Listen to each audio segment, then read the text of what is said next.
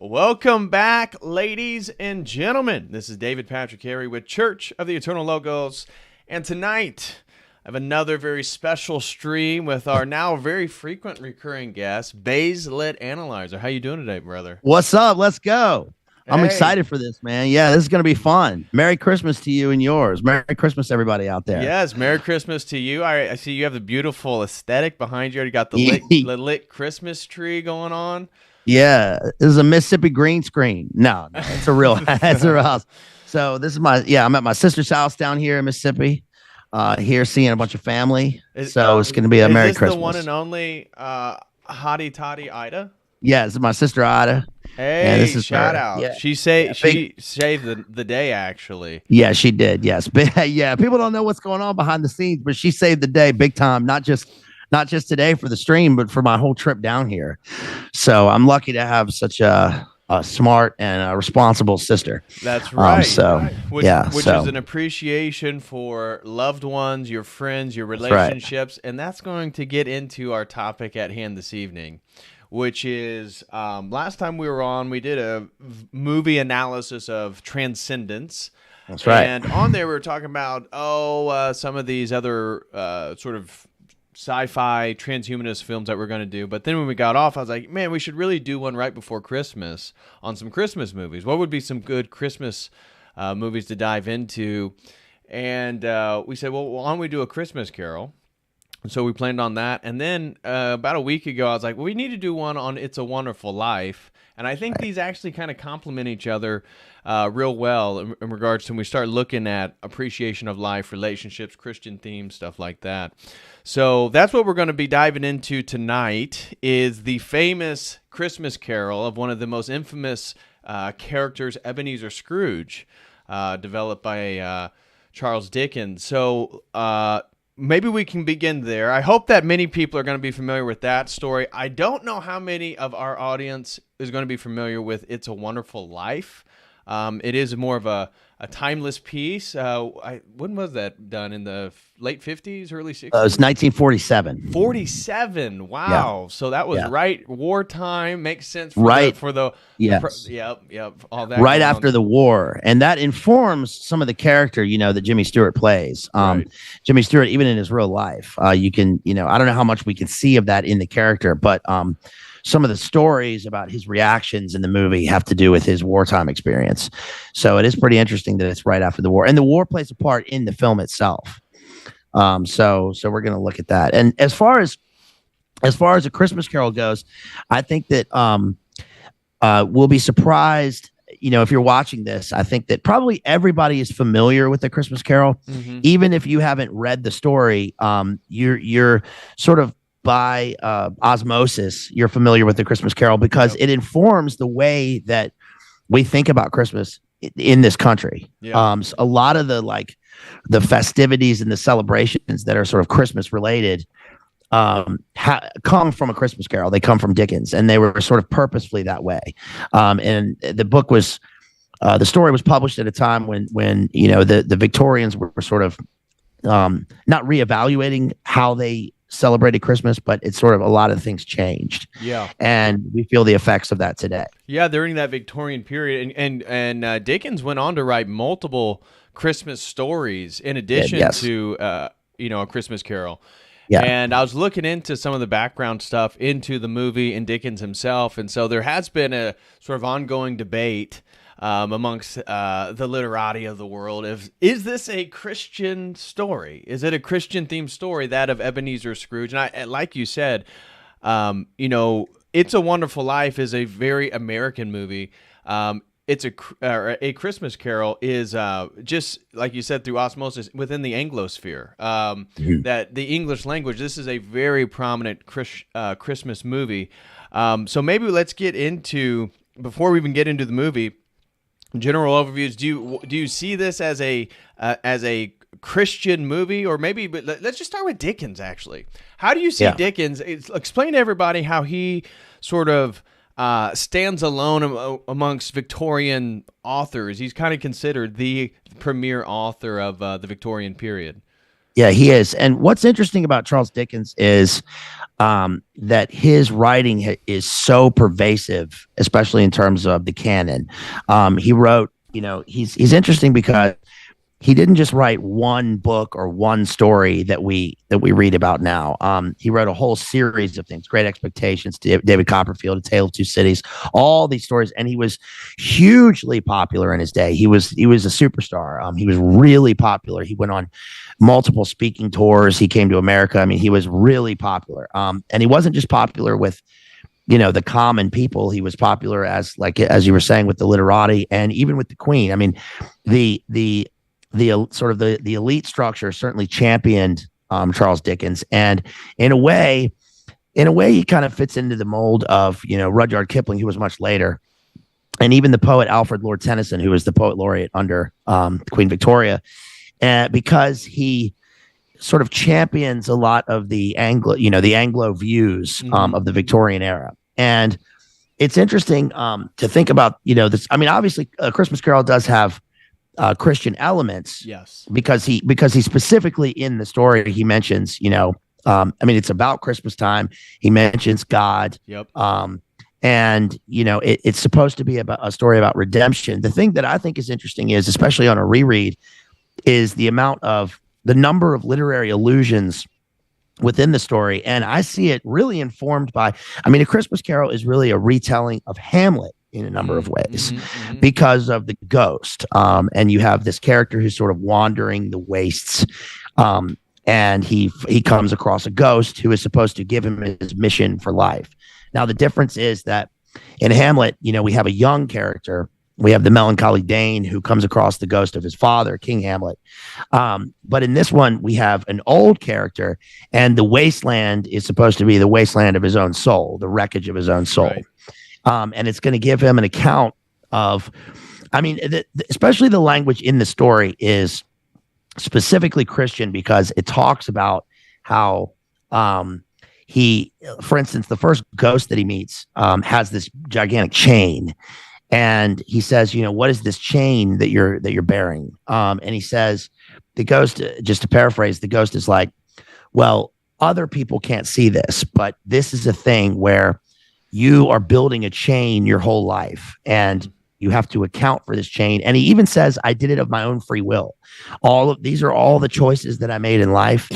And these are all the things that I have to account for. And you also are going to have to account for this. And of course, Scrooge, you'll find this really interesting, that when he first comes across the ghost of Christmas past, he refuses to believe what he sees, because he says, I see this through my empirical data. This is appealing to my senses. But he says, maybe this is indigestion. Maybe I ate something, and this is just a symbol of what something that disagreed with me, that's stuck in my gullet.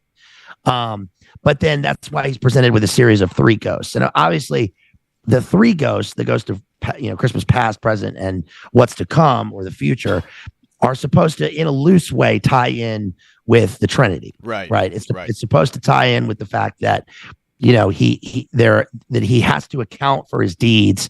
And it's really not to jump ahead, but it's really that he sees why he is the way that he is, and what has happened in his own past, and why he has hardened his heart, and that he has the ability to give.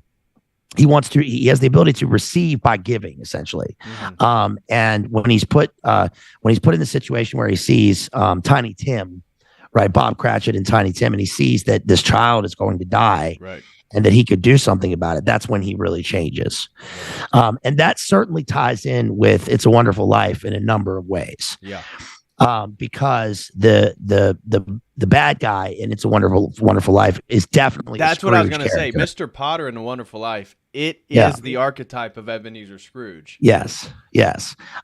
So this story, you were mentioning that he didn't just write one Christmas Carol, he wrote a number, and this is Dickens' book. This is Christmas Books, Tales and Sketches by Charles Dickens. So this whole book right here is all Christmas stories, and Dickens wrote prolifically. I mean, he was he wrote a lot, and he's also, what's the main thing to consider when sort of the key that unlocks Dickens is something that we don't consider now, and that is the fact that he was a novelist. He was a prose writer, but most of his prose was in serialized form.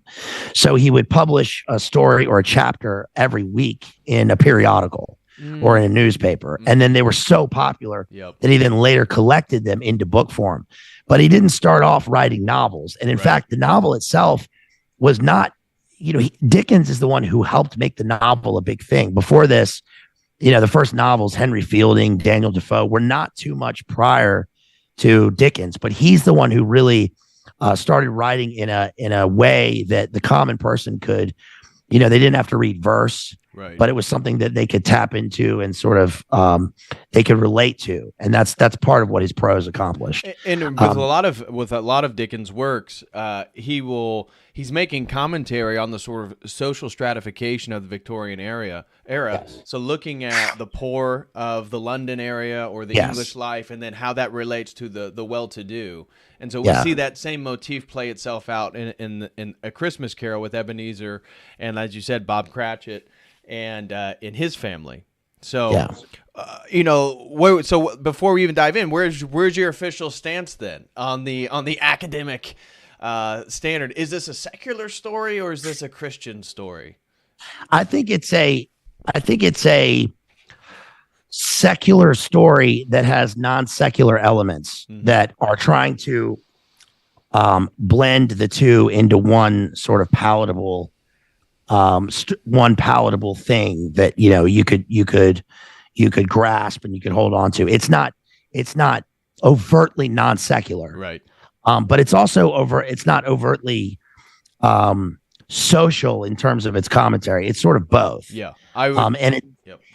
It really functions like kind of really as a true sort of allegory in a way, because we have when people think of Victorian England, they call it Dickensian. It's this Dickensian England where you've got, 5-year-olds working in factories and coal, and everybody's miserable. Oi, what's that? It's Christmas, right? I got a lump of coal, right? And it's just this miserable. It's either Dickens or William Blake, right? With the Jerusalem, the dark satanic mills. Yeah. So it's a comment on like what the Industrial Revolution has done to society, and what are we?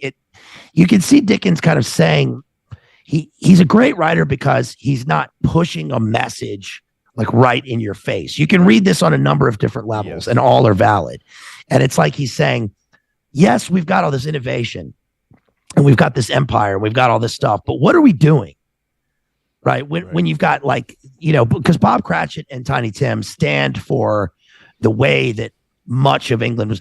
We sort of covered this I did a Jack the Ripper stream, and this really comes out in the latter 19th century, where you've got this huge divide in terms of the social classes, because anybody who's studied England, or if you're English, you will know that every sort of country has their main thing. They have their main problem. Obviously, America has always had the issues dealing with race. But in England, it's class. It's always been class, and it's the huge divides between the class, amongst the class system. And so I think what he's doing here is he's trying to, or he's saying that, you can exist in this world, and you don't have to be all or nothing. We can sort of go back to our values, or attempt to go back to our values, and see that it's the simple things that sort of can do it in society: love, charity, giving, and the spirit of Christmas, right? And now he doesn't spend much time in the book. I will say he doesn't spend much time talking about the birth of our Savior, right? Okay, which is which makes it more of a secular work, right? But at the very least, he's talking about what Christmas is supposed to be, right? And he's not making it holiday time. Or sort of a socialistic time for that's one of the things about some of the movie versions of Christmas Carol that I find interesting. I was watching a version that was from 2000. In 2000, they've done 1 million Christmas carols, right? Yes, they have. And one of the ones that they did was an NBC special in 2005. It had Kelsey Grammer, Jason Alexander. And my friend from drama school, Stephen Miller, played the young Scrooge. And I went to the premiere of this at the Plaza Hotel, and that was cool because it was at Christmas time. We went to the Plaza, we saw the film, and he said, "You want to meet?" He said, "You want to meet Kelsey Grammer?" And I was like, "Yeah." So I walk up, and it's a true story, folks. And I walk up, and Kelsey Grammer was standing there, and before I even said anything, Kelsey Grammer said, "So this is the notorious Dangerfield." And I was like, "Yeah, awesome." So that was cool. And we ended up, it had a bunch of people from the Law and Order cast, and we ended up going to dinner at one of the guys with the Law and Order cast later on. But one of the things that is interesting about that film, it's a musical version, is that it starts off with all of the poor people in town, and they're all talking about Scrooge. Scrooge is so awful. And they go up to Scrooge and they say, "Hey, Scrooge, tomorrow's December 21st. Can I get the day off work?" And Scrooge is like, "No, you can't get the day off work." And they're like, "He's such a horrible, mean man." And you start to think, wait a minute. Okay. The guy is a businessman, right? And you are a worker, and you signed up to have a job, and you're mad because he won't give you December 21st off. That's a little odd. Like, you're going a little far, right? Right. Now, so they're kind of diluting the story, because the story is about how he won't pay his people, and he makes 8-year-olds work on Christmas Day. On Christmas Day. It's same with Bob Cratchit, and that's why the annual, if it's convenient, sir, then you can, then he has the day of Christmas off. Yeah. Right. So one of the things that that Scrooge has a problem with is there's a line in here where he says, the people say, why don't you like to give charity? And he says, "Charity, isn't that what prisons are for?" Yeah. And so he's kind of like, I don't have to give these people anything. Like, if they want food, at a warm place to stay, they don't have to stay in my factory. They could go to the jail. Right. So, okay. So we get it. So he's a bad guy, right? His name is also, like this archetypal, cacophonous evil name. I mean, you can't be anything other than evil with the name Ebenezer Scrooge, right? Yeah. Or the better version, which is Scrooge McDuck, right? Have you ever seen the Scrooge McDuck Christmas Carol? I have, yeah. But he says early on in the story, he talks about prisons, and he says he cringes at the word liberality. Mm-hmm.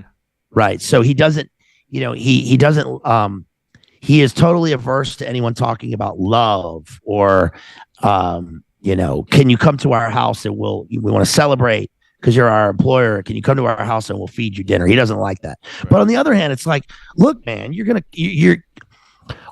how many people out there invite their employer over to dinner and then think they're a bad guy do you really want them to come? I mean, I don't know. Interesting angle there for sure. Yeah. So the Christmas Carol is basically divided into 5 sections, and so maybe now we can kind of tackle the story itself. And the first section of the story has to do with the laying, as you're highlighting, the laying of the characterization arcs and showing where everybody is really beginning from. And so we see basically Ebenezer and how he is so notorious amongst people of being so frugal, rude, ill-tempered, and then just a slave driver in regards to those who work for him. And so I looked at a sort of synopsis of the general story, Dickens' story, and then I watched the 1951 version. So as you said, there's tons of versions, movie versions of A Christmas Carol. And which ones did you watch? I know you've seen probably all of them, but I've seen all of them. You sound like you would watch some in particular or in preparation. I didn't know if you watched the Bill I've seen Murray all version. of them, I've seen all of them, and I reread the story. And then I caught a little bit of the rewatch of Scrooged with Bill Murray. Yeah. Which is essentially the same thing. And then I watched the one that my friend was in. But I didn't see the 1951 version, though. And we didn't need to watch the same ones. That wasn't the plan, because there's so many. There's tons and tons. And it seems like every 10, 15 years they come out with a new version of A Christmas Carol. So I watched the 1951 version, but we're just going to refer to the general story. So I'm going to lay out the first sort of section of the story as sort of synopsis, and then we can dive into that part, anything else we want to say. So A Christmas Carol opens on a bleak, cold Christmas Eve in London, 7 years after the death of Ebenezer Scrooge's business partner, Jacob Marley. Again, of which we find out that he bought Marley's home and is sleeping in Marley's bed when he's encountered by these ghosts. Yeah. So Scrooge, go ahead. I was just going to say it begins. Like you said, it's divided into 5 sections, and they're called staves. Yep, staves. And it's called A Christmas Carol in prose, being a ghost story of Christmas. And it begins with the opening paragraph begins, Marley was dead to begin with. There's no doubt whatever about that. The register of his burial was signed by the clergyman, the clerk, the undertaker, and the chief mourner. Scrooge signed it. And Scrooge's name was good upon change for anything he chose to put his hand to. Old Marley was dead as a doornail. So automatically we're thrown into this. We're wondering, who's Marley? Yep. Right. Why are we beginning with death? Right. In terms of the story, he's dead as a doornail, which is kind of a Hamlet, dead for a ducat. And also we know that we don't know much about Scrooge yet if we're looking at this for the first time, other than the fact that he's a businessman and he has high credibility. Right. Anything he puts his hand to is set. Right. So which is kind of a double-edged sword, because that's going to lead into him making business decisions about people. And once he makes his decision, it's over. Mm-hmm. If he says, you're out of your house, yep, there's nothing they can do about it. Right.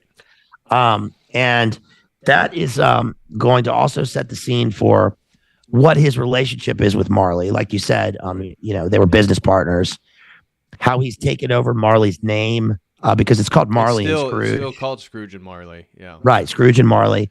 And then, of course, even on the first page, it says, the mention of Marley's funeral brings me back to the point I started from. There's no doubt that Marley was dead. They've mentioned that like 3 times. He's dead. There's no doubt, which is, of course, foreshadowing the fact that if he's dead, who are these ghosts that we're going to see? This must be distinctly understood, or nothing wonderful can come of the story I'm going to relate. If we were not perfectly convinced that Hamlet's father died before the play began, there would be nothing more remarkable in his taking a stroll at night in an easterly wind upon his own ramparts. Then there would be, in any other middle-aged gentleman, rashly turning out after dark in a breezy spot, say St. Paul's churchyard, for instance, literally to astonish his son's weak mind. Scrooge never painted out old Marley's name, and there it stood. Mm-hmm. So again, we get the allusion to Hamlet is supposed to be that it's sort of ironic because this is not an epic. The story feels a lot longer than it is. Yeah. Again, and that's because Scrooge is going to take this metaphysical journey into himself. On the outside, the ghosts will take him into his past, present, and future, but this is a journey into himself, really, to take account of who he is and who he's going to be. Right. Yeah. So this stave 1 opens, as you said, then Scrooge, an aging miser, dislikes Christmas and refuses a dinner invitation from his nephew Fred, the son of Fan, Scrooge's dead sister. Now, this will come back during Stave 2, when he encounters the ghost of Christmas past, to a promise he made to his sister Fan on her deathbed. Right.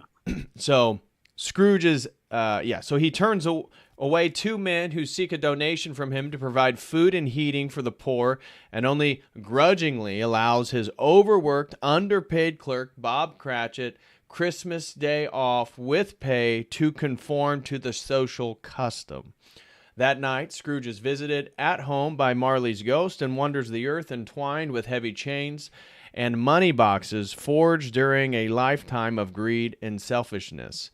Marley tells Scrooge that he has a single chance to avoid the same fate. He'll be visited by 3 spirits and must listen or be cursed to carry much heavier chains of his own. And so that is the opening stave there. Anything you want to say specifically in regard to that beginning section of the book there? or the story? Yeah, I would. One is that this is where we get humbug. Yes. Right. This is where we get the famous, or the infamous term humbug. And two, it's interesting that he refers to the sections as staves. And what is a stave? So the etymology of stave is like Old English, the staff. It's like a staff, but it's also, this says 1540s to fit with staves. The meaning to break into staves is from the 1590s, and it's chiefly nautical. The notion of bashing in the staves of a cask. So it's like, so you think of the nautical, like it's nautical because it's like, number one, this is sort of loose, but we're going on this massive trip, right? We're really not going anywhere. We're staying in London, and we're staying really in one bedroom of a house. Right. But in terms of Scrooge's metaphysical journey, we're going to go like all over the place. Yeah, he's voyaging through time itself. Right, and time is kind of the sea. Right. I mean, even the the astronauts like train in the water now. Right, we think of space. Right, I'm not going to get into that. But also, I mean, think of the term like to stave off, right? To keep off with a staff. So that sort of indicates to me, reading it, that Scrooge is also himself. He's like locked up in himself. Right. It's like he's like bound with the stave. He is inside the cask, and he's just sort of barreling through life without with nothing else. And he sort of needs to break free from this in order to discover, I guess, the spirit of Christmas. Right. Yeah, and I thought there's certainly some noetic theological elements in regards to these ghosts of Christmas past. Obviously, a play on the Trinity itself and the Holy Ghost, but the sort of altering of one's heart, and so let's just dive into then the Stave 2 here. This is probably my favorite part of the Stave 2 and Stave 5 for me. So the first spirit, the ghost of Christmas past, takes Scrooge to Christmas scenes of Scrooge's boyhood, reminding him of a time when he was more innocent.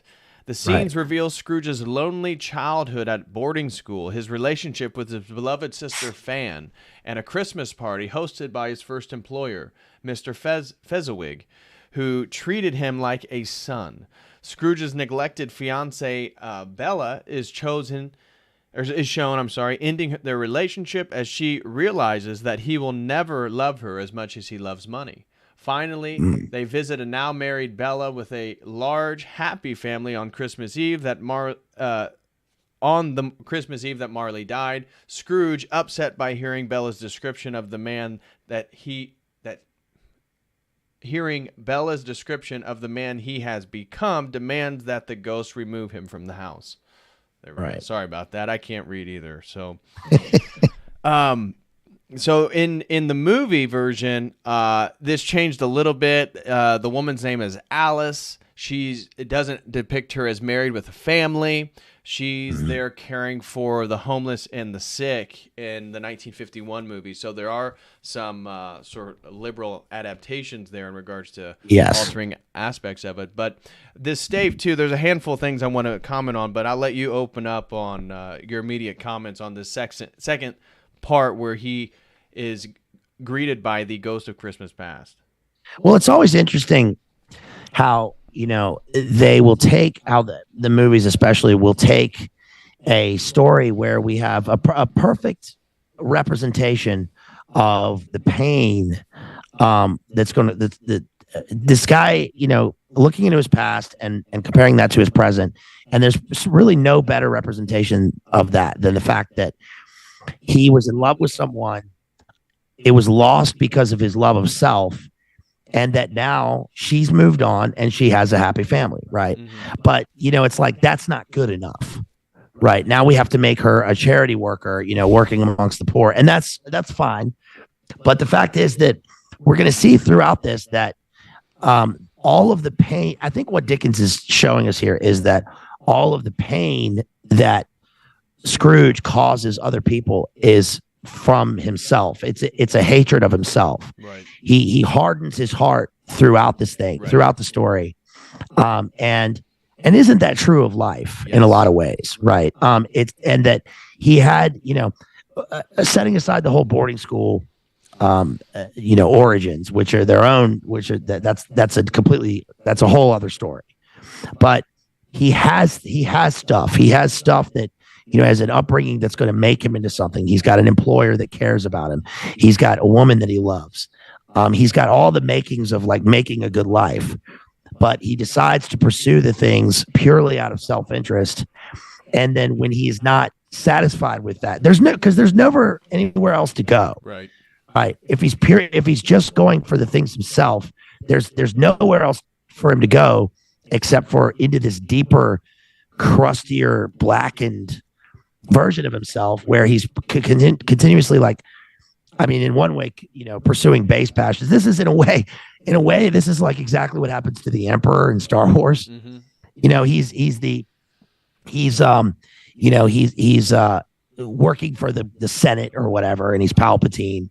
And then as he continuously pursues his own self-interest and gets more twisted, so he gets more twisted on the outside. Right. And that's why Scrooge will destroy. We've continuously seen this in a lot of literature that I've covered on the channel. I mean, even in American Psycho, Bateman says this. It's essentially that he doesn't care about anybody else. It's all pursuit of self, and that he wants to destroy the whole world. And if he could, he would set the whole world on fire. Right. Because there's nowhere else to go. It's just pure self-interest. Right. And that's what I loved about this Stave 2 in the story. And I'll refer to the details of the 1951 movie that I liked. There's a point in Stave 1, at least within the 1951 movie, and this is the reason I watched that one is, generally speaking, out of all the renditions, that's the most popular of all of them.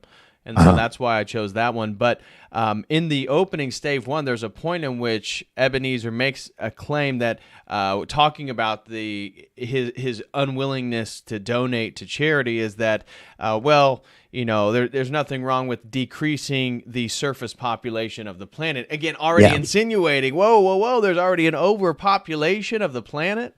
Right. Well, I think this is so interesting as it relates to some of the stuff I talk about on this channel in regards to the hardening of one's heart and the sort of theological attributes that surround this sort of hardening of one's heart. And so this second stave, we have the love affair in the movie with Alice and the story with Bella. And so we see that Ebenezer had love for this girl, that his sister Fan loved him. There's a point, again, this is in the 1951 movie, where he begins to work for the gentleman who treated him like a son, that there's a guy who comes in who's way more business oriented, and he starts trying to convince the old man who runs the shop that they need more machines. This is the age of industry. And the old man says, well, I'm really concerned about employing people and people's families. And Ebenezer hears this. He's a young man. And so the old man who's employed him walks away. And the sort of business savvy guy who's so wealthy comes up to him and tells him, you're one of these people too who's anti-business. He said, well, I'm not anti-business, but I think that maybe machines aren't so great and that they're causing other problems even though they can help in certain ways. I think that's a beautiful line in regards to what we're seeing with the world itself and the sort of transhumanism, the technology, this hardening of one's heart is part of what he talks about later of the sort of way in which somebody has to be cruel to sort of exist in the world and thrive in the world. And so I must be cruel only to be kind.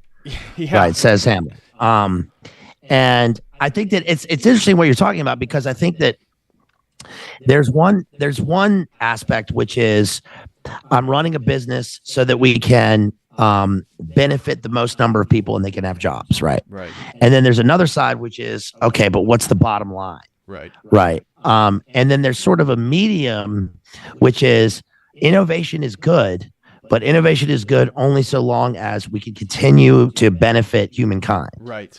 Right. Yes. And I think great that point. Yep. Scrooge sees this and he's like, okay, we're going to benefit humankind, but that's really just fake. Okay. Because really, I just want to benefit me. Right.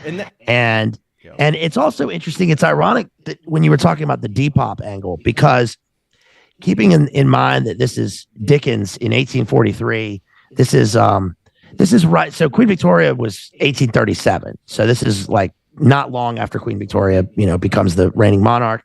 And then we go headlong into British imperialism. But it's interesting that if we're talking about Depop, it's like it's interesting to keep in mind that the British Empire is also expanding. So we're bringing in more people into the fold of civilization and the Anglosphere and the British, the sun never sets. And the empire. So we're folding all these people into the benefits of the British Empire and colonialism and civilization. But at the same time, there are angles of it that are saying, yeah, we want to do all that, but really we want to get rid of all these people. Mm-hmm. Right. And we want to, the ultimate thing is we want to fold all of them into the empire and then get rid of them and start over. Right. Which I think, again, is indicative of what you just highlighted, in that Ebenezer's seeing two perceptions on the way in which a business itself is run, be that the British Empire or the globalist agenda that's at hand right now. So within that 1951 version, we see there's multiple positive things that are demonstrated, and then they flip it and show the negative side. This is within that Stave too. So you see that in the movie it's Alice, in the movie, or in the book it's Bella, but he tells Alice that he'll always be there, that he's that he'll love her for the rest of it, and it sort of demonstrates that he's more interested in her to begin with, and then that they get together. But then as he becomes more successful due to the sort of alliance he makes with the businessman after this encounter, where he was more in line with the old man that gave him the job and treated him like a son, but he eventually leaves him, which his business then ends up shutting down, to work for the guy to make more money. And this is this trajectory in which eventually she leaves him, because he sort of hit, as she described it, his outlook towards the world changed his outlook towards her. And so I want to touch a little bit on that. But with their flip, then you see that his little sister is dying. And so there's this terrible point where Fan has demonstrated his little sister is, at one point there's a line, or at least in the 1951 movie, where she's the person who loved Ebenezer the most. Not in a romantic way, but just that he knew that he could trust her the most, and that he said, "Oh, Fan, you have to live forever because you're the only one that I can trust." And as he's this upcoming successful man, as he's at the time with the love of his life, his sister dies, and she asked him to make a promise about one thing. At least again in Stave 2 of the movie. That is that he thinks she's dead. He kind of steps away from the bed. She's kind of in a delirious state, but she says, "Promise me one thing, that you'll look after my son." This is the son that opened up the movie that he was neglecting, and he was like reaching out to his uncle to invite him to these very ritzy, wealthy, Victorian-style parties. And so then we see that he joins the modernizing businessman, and he makes a comment to Ebenezer that, "Hey, you work for me, you control the cash box, and you control the world." Again, so we see this idea that money rules all things, at least within this perspective, this paradigm, this empire, this framework that's being laid out that he adopts. And he makes this comment that people are becoming cruel to withstand the cruelty of the world itself. Ebenezer makes this comment. And so that's a very interesting line to think about Christianity and how we understand power and conformity. You see, the way that the world is in its fallenness is forcing people to conform to its own brutishness and its own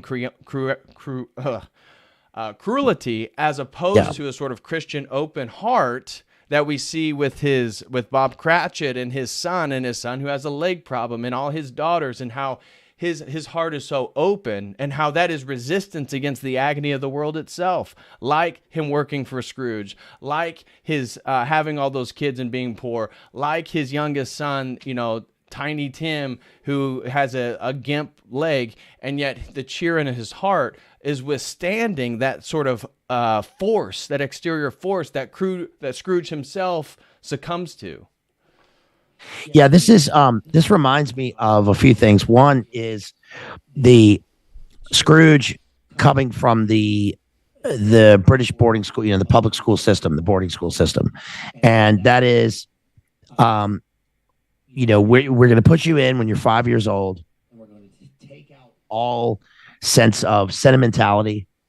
And that's so that you could go off to the far reaches of the empire, or, you're running a factory system in London or whatever, and not just a factory, but a whole system. Right. And you have to be resistant to the whims and the cries of the individual, because it's the overarching thing in the system that matters, because otherwise civilization in their worldview won't continue. Right. And this, like a good example of this is George Orwell, as AJ calls him, George Orwell's Shooting an Elephant, which is where Orwell in his short story talks about how, he's in, I forget, he's in Malaya, I think, Malaya or Singapore.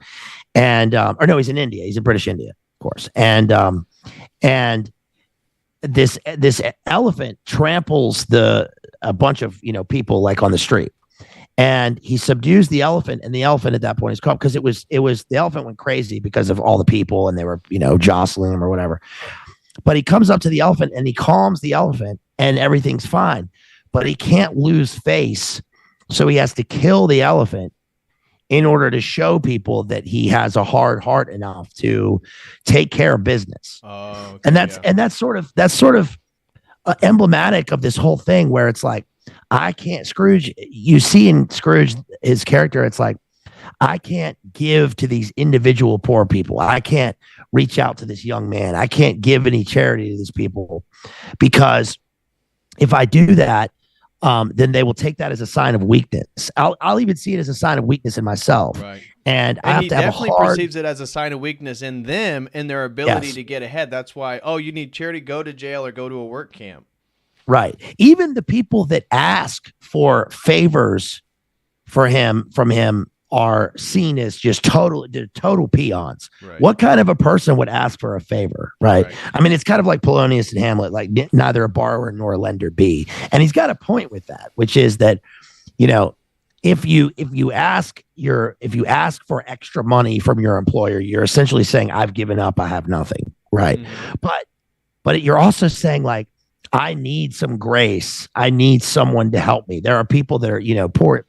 Scrooge is poor in spirit, right? Yeah, it's a lack of humility. Yes, that's the whole point with Scrooge, is that they even say that later on in the story, that he has everything. He has all the money, but he has nothing. He has nothing on the inside. He has no one that will mourn him when he's dead. He has no one to love. Right. I like that they changed the character's name to Alice, because her name's Fanny in the story, and that's a term of endearment, especially in the British in Victorian era.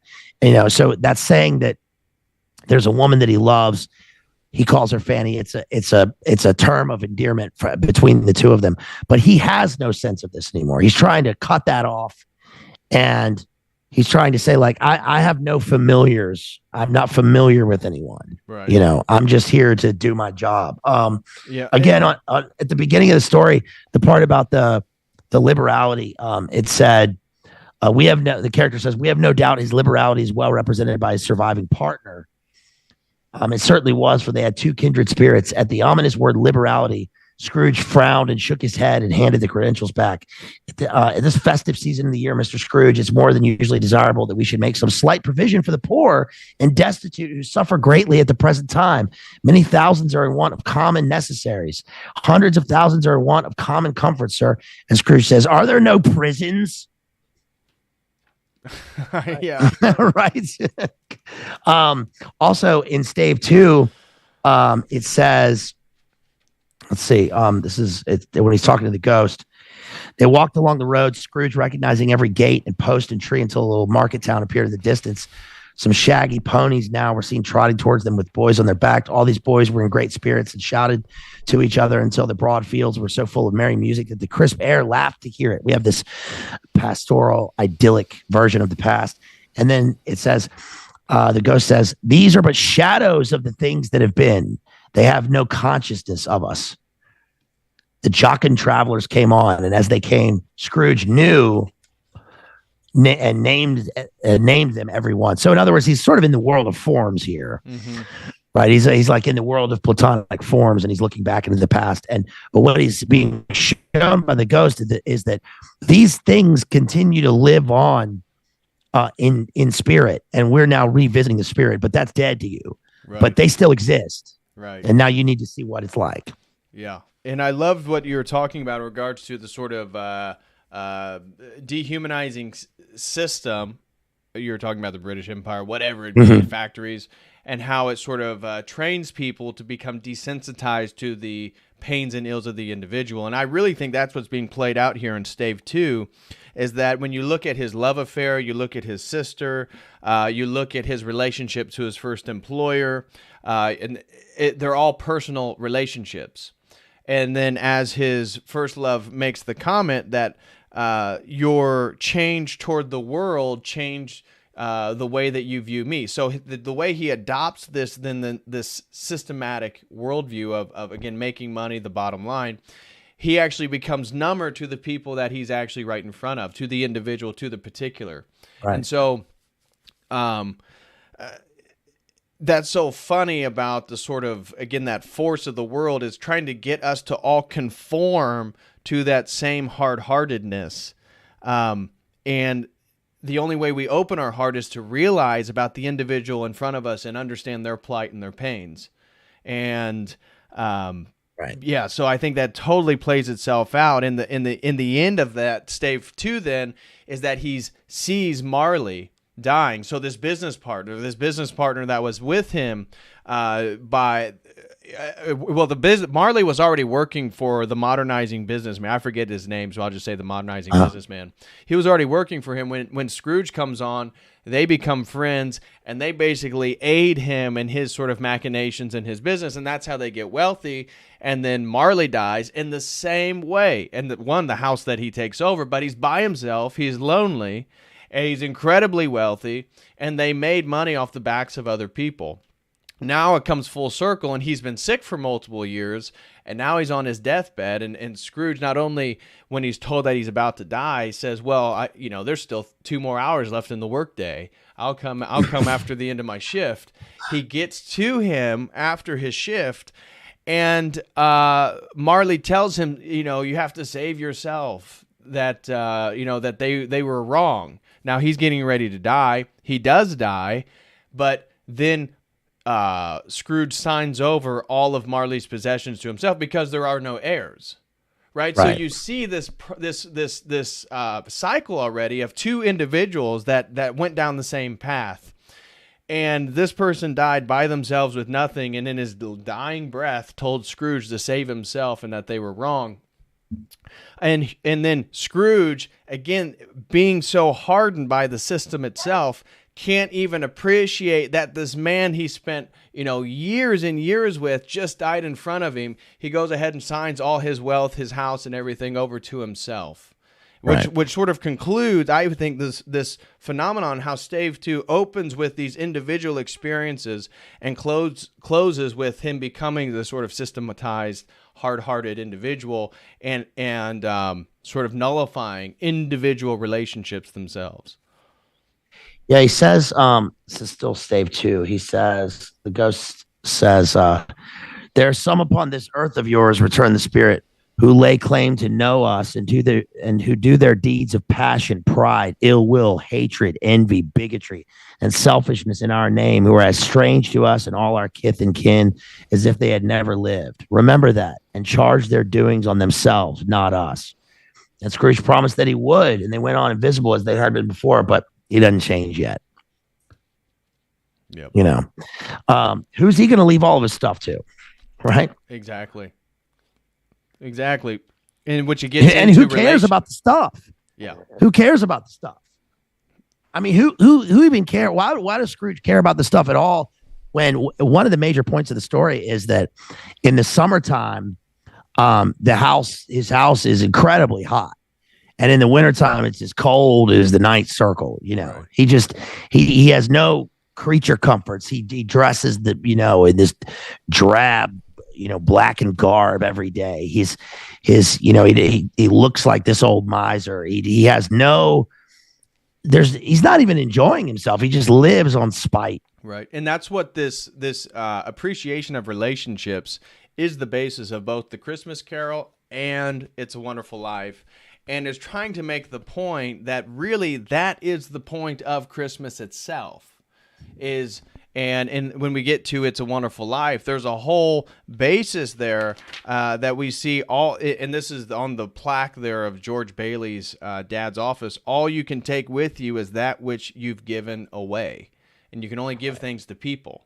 Mm-hmm. And so that I then connects with who Scrooge becomes here in Stave 5, is that you can only take what you give to people and how you make them and make them feel. So relationships are the essential crux. So when you talk about who cares about stuff, that is the realization he's about to go through, is that it's all about relationships. It's not about things. It's not about money. These depersonalized things, which we look at our world, and that's what so many people are chasing, are these non-personal things where Orthodox theology is implicit that it's always a one-to-one relationship to people, and that all these higher uncreated energies of God can only be given to other people also made in the image. And that's the point of our salvation. That's the whole point of how we become divinized. Yeah, I think that Christmas is really not to be sentimental here. Be sentimental it's that here, time of folks. the year. Yeah, but Christmas is the time where the poet Rimbaud says, we'll experience Christmas on Earth, and what that means is essentially that we all take, and we all take all the time. I think everyone. I mean, we're all sinners. We're all in this fallen world, but I think that the ability to give. Right. And not just give the monetary. I mean, maybe you have nothing to give monetarily, but to give in terms of to give an ear, right? To give a phone call, to talk to your family, to call a friend, to make somebody laugh, to do all those little things, those are really important. And Christmas time especially is a time.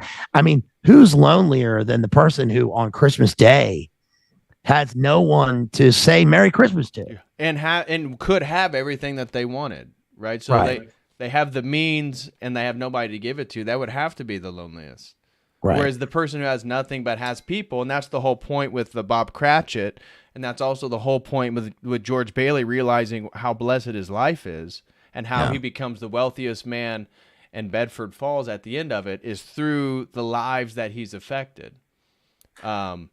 So that's going to be a recurring theme that I think is exactly what both these stories are trying to highlight. Anything you want to say in Stave 2 before we go into Stave 3 in regards to his visit of the ghost of Christmas Present? I don't think so. I mean, there's tons of language. I paid particular attention to a lot of the language in Stave 2 that had to deal with the way that Dickens draws allusions from some of the socioeconomic aspects of Dickensian or Victorian society to, for instance, the sort of Vulcan world, or like or an Inferno-esque world. Like, for instance, he says that the mines. He talks about the miners are in the bowels of the earth, and it's the burial place of giants. He talks about let's see. There's one part where this is on page 44 of this book. He says something about the lonely darkness and the moaning of the wind over the abyss, and the depths as secret and profound as death. Yeah. It was a great surprise to Scrooge while listening to the moaning of the wind and thinking what a solemn thing it was to move on through the lonely darkness over an unknown abyss whose depths were secret as profound as death. It was a great surprise to Scrooge while thus engaged to hear a hearty laugh. It was a much greater surprise to Scrooge to recognize it as his own nephew's and to find himself in a bright, dry, gleaming room with the spirit standing, smiling by his side and looking at that same nephew with approving affability. And the nephew's laughing, and it's like, Scrooge, this is interesting. This is almost a cult here, because Scrooge is crossing over this abyss of time and space, and of his own, his own soul is sort of crossing over this abyss, and to find where his soul is in this time, and he comes across his nephew who's laughing, and he remembers what laughter is. Right. There's this thing called laughter, and people do that when they get together on Christmas. Just the best that, I'll say personally speaking, not too much, but this has been a wild year. I'm sure a lot of people out there, they've had a wild year, but I have had a wild year. Okay. I've had like the best of years and the worst of years. And there's been a lot of stuff. I mean, look, my dog passed away. I lost a friend. All this stuff has happened. But I think back to, the one of the best Christmases I had, and it was where I was living in Europe, and my family flew over to Rome, and I met them in Rome, and we were away from home, and we went out to a restaurant. We went out to this restaurant, and it was my mom, my dad, my sister, and I, and we were drinking wine, and then there was a candle on the table. Somehow, somebody knocked over a candle on the table, and the tablecloth set on fire. And, the restaurant, was flaming, but the waiter came over and he was like, oh, no, the spaghetti. And he threw some wine on the table and doused the fire, and everybody in the restaurant laughed. And we spent this like amazing Christmas. We didn't have we were abroad, so we didn't have like all these presents to give each other. And we woke up in a hotel room, but we were in Europe, and it was amazing. It was great because like, I remember the time with my family and being there. And that to me is the brilliance of Christmas, and this story is about a guy who could go to Europe anytime he wants. He could go to the continent and he could do anything he wants, but he doesn't because he's so hard-hearted and he has nobody to share it with. Right. And first he has to realize that he has to give of himself. And I think we're going to see that in the next Stave. Right. Right. Yeah, let's dive into Stave 3 here then. Mm-hmm. Ebenezer's visited by the ghost of Christmas Present. Right. In which it takes Scrooge to a joyous market with people buying the markings of a Christmas dinner. The ghost then takes Scrooge to Bob Cratchit's family feast and introduces his youngest son, Tiny Tim, a happy boy who is seriously ill. In the spirit, informs Scrooge that Tiny Tim will die unless the course of events changes. Afterwards, the spirit and Scrooge travel to celebrations of Christmas in a miner's cottage, in a lighthouse, and on a ship at sea. Scrooge and the ghost then visit Fred's Christmas party. Before disappearing, the spirit shows Scrooge two hideous, emaciated children named Ignorance and Want. He tells Scrooge to beware of them and mocks Scrooge's concern for their welfare. Yeah, it's pretty dark. Because he's confronted with, starving, dying children, right, on Christmas Day, and he can't, and he's, oh, well, the parents should have fed him more. Yeah. They should have been working all day, weren't they, at work? They wouldn't be feeling any pain if they were in the factory. Yep. Right. But the reality is, and I love that, this has come to be, it's like one of the satirized elements of A Christmas Carol, right? Tiny Tim, might have some more, that's Oliver Twist, but it's come to be satirized, but that's because it's so dark, right? That he's presented with absolute innocence, and he still has a hard heart. Yes. Poor spirit. And that at the end. So what I loved about Stave 3, we're talking about that, earlier in the movie, he totally rejects and neglects two hungry children that are out on the street corner. I think this is Christmas Eve. And then during this Stave 3, he's so concerned about these emaciated children that are Ignorance and Want. Mm-hmm. And so I think, again, what Dickens is showing there is that, he's still concerned about, in a way, his own ignorance and his own desires and his own wants, as opposed to the reality of the situation. And so it's the same visual, and yet he responds two different ways to it. During that third section, He sees, and at least this is according to the 1951 movie. So I just read you the Stave 3 in the movie, or in the book. This is in the 1951 movie, is that during the Christmas present, he sees his workers' family. So this is, again, is Bob Cratchit, of which then you see the joyousness. You see how they don't have much, at least in the movie, how they celebrate the little bit they had, how even the kids say, we must be the luckiest family in the world just because of how much fun they're having, enjoying each other's company. And then he sees his nephew's party. And then in the movie, he sees Alice helping the homeless. And then he sees the sick kids of ignorance and want. And that was basically the 3 or 4 main things that happened in Stave 3. Would you anything you want to dive into particularly in regard to that section and his visit by Christmas present? Not really. It just that at one point in the book it says, in this one it says, wealth is of no benefit, and that he's poor in spirit.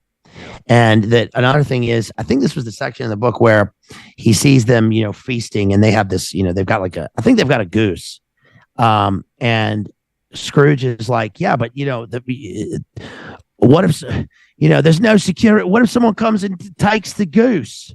What if someone, some grotty little wanker comes and steals your food?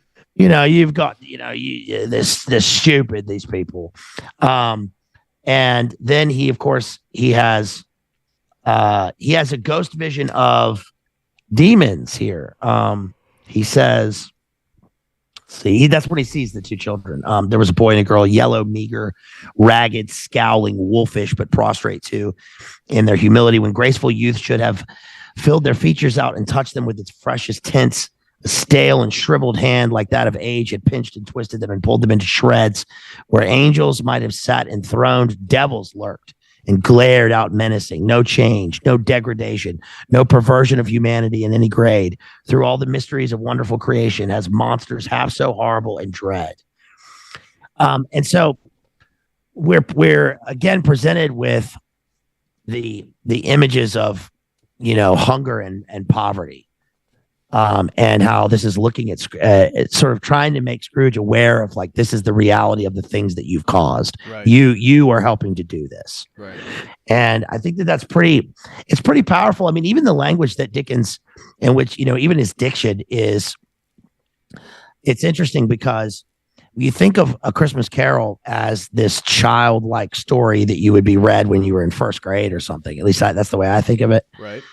But the language is long and has this almost it almost tries to mimic a biblical diction at times, because it's filled with the long continuous sentences that are trying to push the narrative of Scrooge on this journey of the soul, like we were talking about at the beginning, this sort of sea journey, in order to have the sea change in terms of his spirit. And then Stave 4, like you were about to mention, is the last of the spirits. Yeah. So Stave 4 then, the third spirit, the ghost of Christmas yet to come or future, shows Scrooge a Christmas day in the future.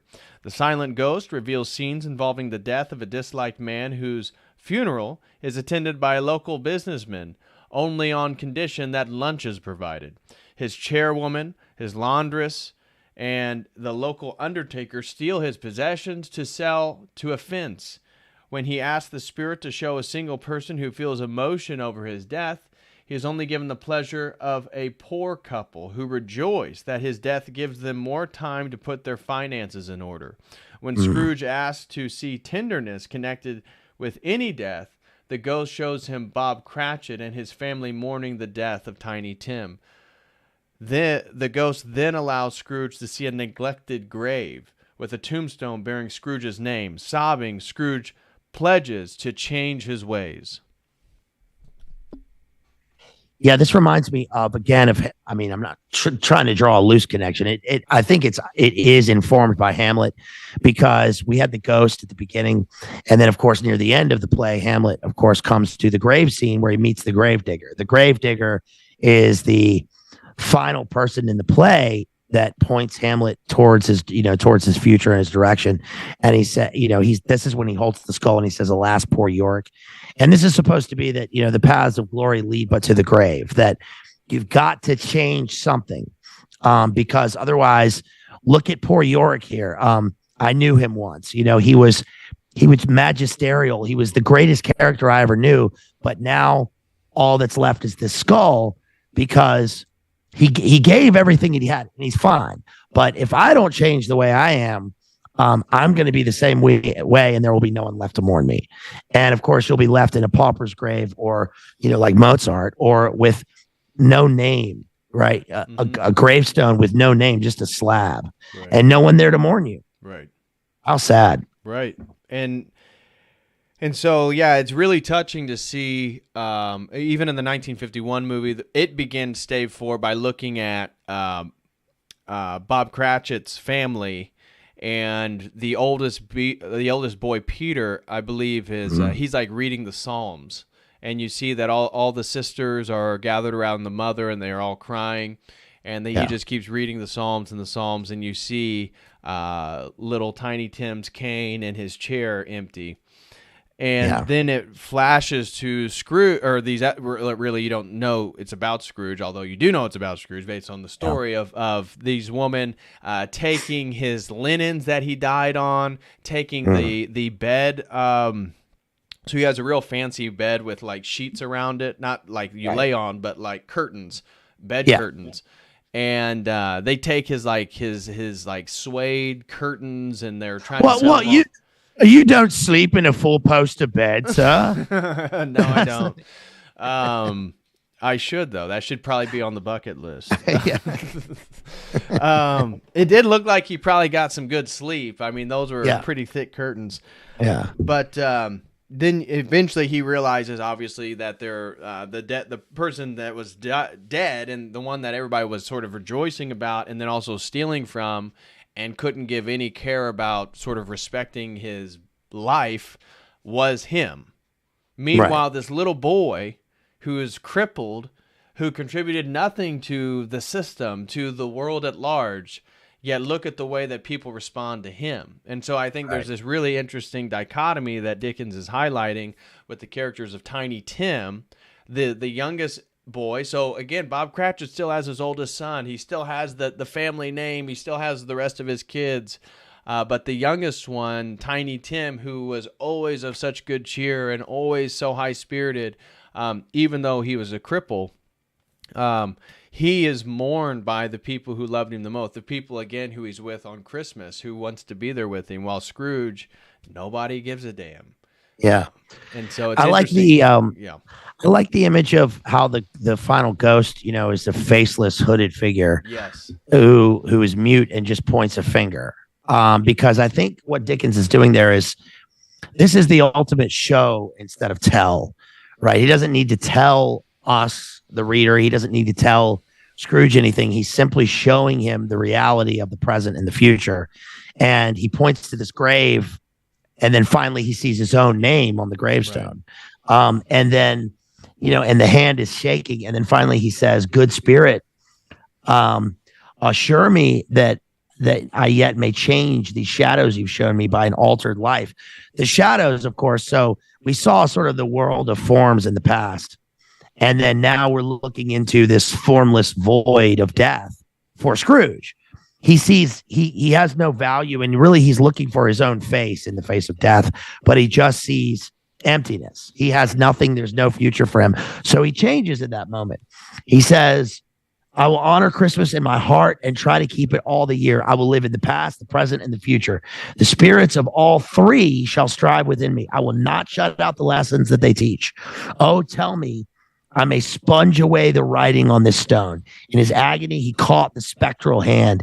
It sought to free itself, but he was strong in his entreaty and detained it. The spirit, stronger yet, repulsed him.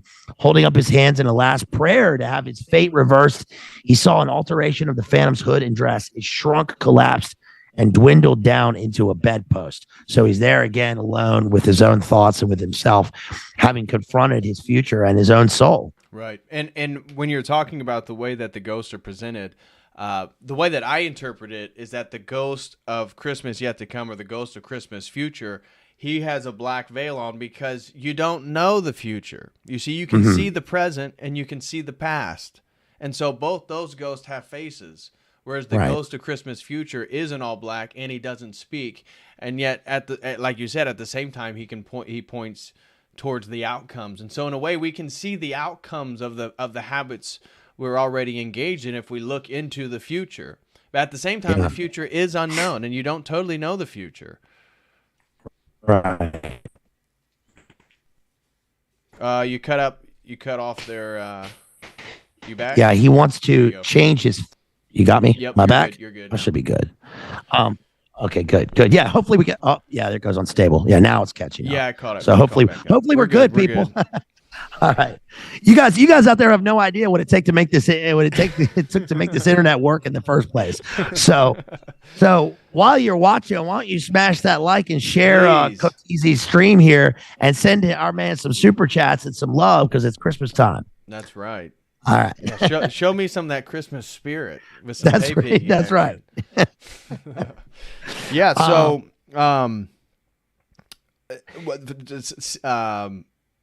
Stave 5. Then we can just wrap it up and then tie up the whole story and then move into the next one. Yeah. Stave 5. Scrooge awakens on Christmas morning a changed man. He makes a large donation to the charity he rejected the previous day. Anonymously sends a large turkey to the Cratchit home for Christmas dinner and spends the afternoon with Fred's family. The following day, he gives Cratchit an increase in pay and begins to become a father figure to Tiny Tim. From then on, Scrooge treats everyone with kindness, generosity, and compassion, embodying the spirit of Christmas. Yeah. He is a changed man. Thank goodness. Right. Woke up, changed his whole life. Merry Christmas, everyone. And we see that at the end, he says, what does it say at the very end? It says, Scrooge was better than his word. He did it all and infinitely more. And to Tiny Tim, who did not die, he was a second father. He became as good a friend, as good a master, and as good a man as the good old city knew, or any other good old city, town, or borough in the good old world. Some people laughed to see the alteration in him, but he let them laugh and little heeded them, for he was wise enough to know that nothing ever happened on this globe for good at which some people did not have their fill of laughter in the outset. And knowing that such as these would be blind anyway, he thought it quite as well that they should wrinkle up their eyes in grins as have the malady in less attractive forms. His own heart laughed. His heart laughed. And that was quite enough for him. He had no further intercourse with spirits, but lived upon the total abstinence principle ever afterwards. And it was always said of him that he knew how to keep Christmas well. If any man alive possessed the knowledge, may that be truly said of us and all of us. And so, as Tiny Tim observed, God bless us, everyone. So what he decides to do here is to have Christmas in his heart. He doesn't just learn what Christmas is.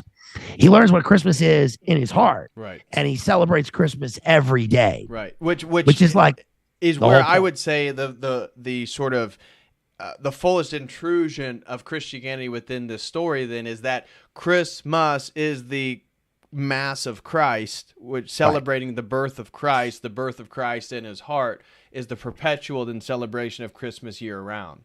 That it is a sort of Christ. God is the only thing that can open one's heart, especially one that is hardened. And that, as you pointed out, that Stave 5 in the 1951 movie, things that he says over and over is that he's coming to his senses. And so the world, in a way, numbed him to his senses, to his human faculties, the faculties that allows him to engage and touch other people. And so he keeps iterating, no, I'm not losing my senses. I'm finally coming to my senses. And then, as you said, as Tiny Tim says, God bless everyone. And that then, I think, brings a really interesting theological framework to look at the providence of the whole thing and the providence of Scrooge able to give back. He, in a way, all the wealth that he's earned and the status that he has allows him, in a way, to make up. Now, not saying that everybody can just make up for your ill transgressions, but Christ forgives all, God forgives all. And so you can still get your salvation back despite everything that you've done to people previously. And so because of the place and stature he is, he's able to then to usher in providence to the people that are around him. Think about Bob Cratchit, you know, his salary getting almost doubled and how that's going to affect his family. And in the movie, the woman who takes the bed sheets is his laundress, and he raises her pay from, I think, 2 or 4 a week to like 10. So that's over double she got paid. And so, and it's not charity work. It's charity in his spirit, right? Yes. Because he could have done that all along. Right. He has the ability to do that. It's a little different from It's a Wonderful Life, which we're going to get to. But he's got this hard heart, and he learns to thaw his heart, and he learns to celebrate Christmas every day. And the fact that like he gives, you know, Christmas is like you were talking about. I mean, Christ is born, and God gives us everything perpetually every minute. Right. You know, we're given everything. We're given everything. And so he learns that he can give of himself. He learns that he can laugh. Right. Right. He has laughter in his heart, and he learns to celebrate life. Yes. He learns that when other people laugh at him, that's fine. He can laugh at himself. Yes. You know, and so yeah. In that idea that God is constantly giving to us, I think a message that at least I can interpret or extrapolate from both stories is that God gives to us through people, which again reiterates this importance of relationships, whether it be your family or your friends, you know, whether it be Ebenezer Scrooge and his ability to give to people in his state of position, but in a way he's blessing them through him. But clearly George Bailey in a way is blessing the community through the continual giving up of the things that he wants to do. But then that all comes back, and so dealing with his guardian angel and going to commit suicide, thinking that the world was over, he realizes that, you know, the only thing that he wants back is his wife and his kids and his family and his friends, and that's more valuable than anything. And by valuing your relationships, they then make him the richest man in Bedford Falls because they all come to his aid to try to donate money to save him from his bankruptcy. So it comes back, and then in a way that's God blessing them, because the guardian angel at the very end of the movie, as we'll dive into now, says that no man, I forget what exactly the quote was, but basically no man is poor as long as he has friends, something of that nature. Yeah. So what had you seen It's a Wonderful Life? Yes, I have. Yeah. Mm-hmm. So was the last time you watched it, was it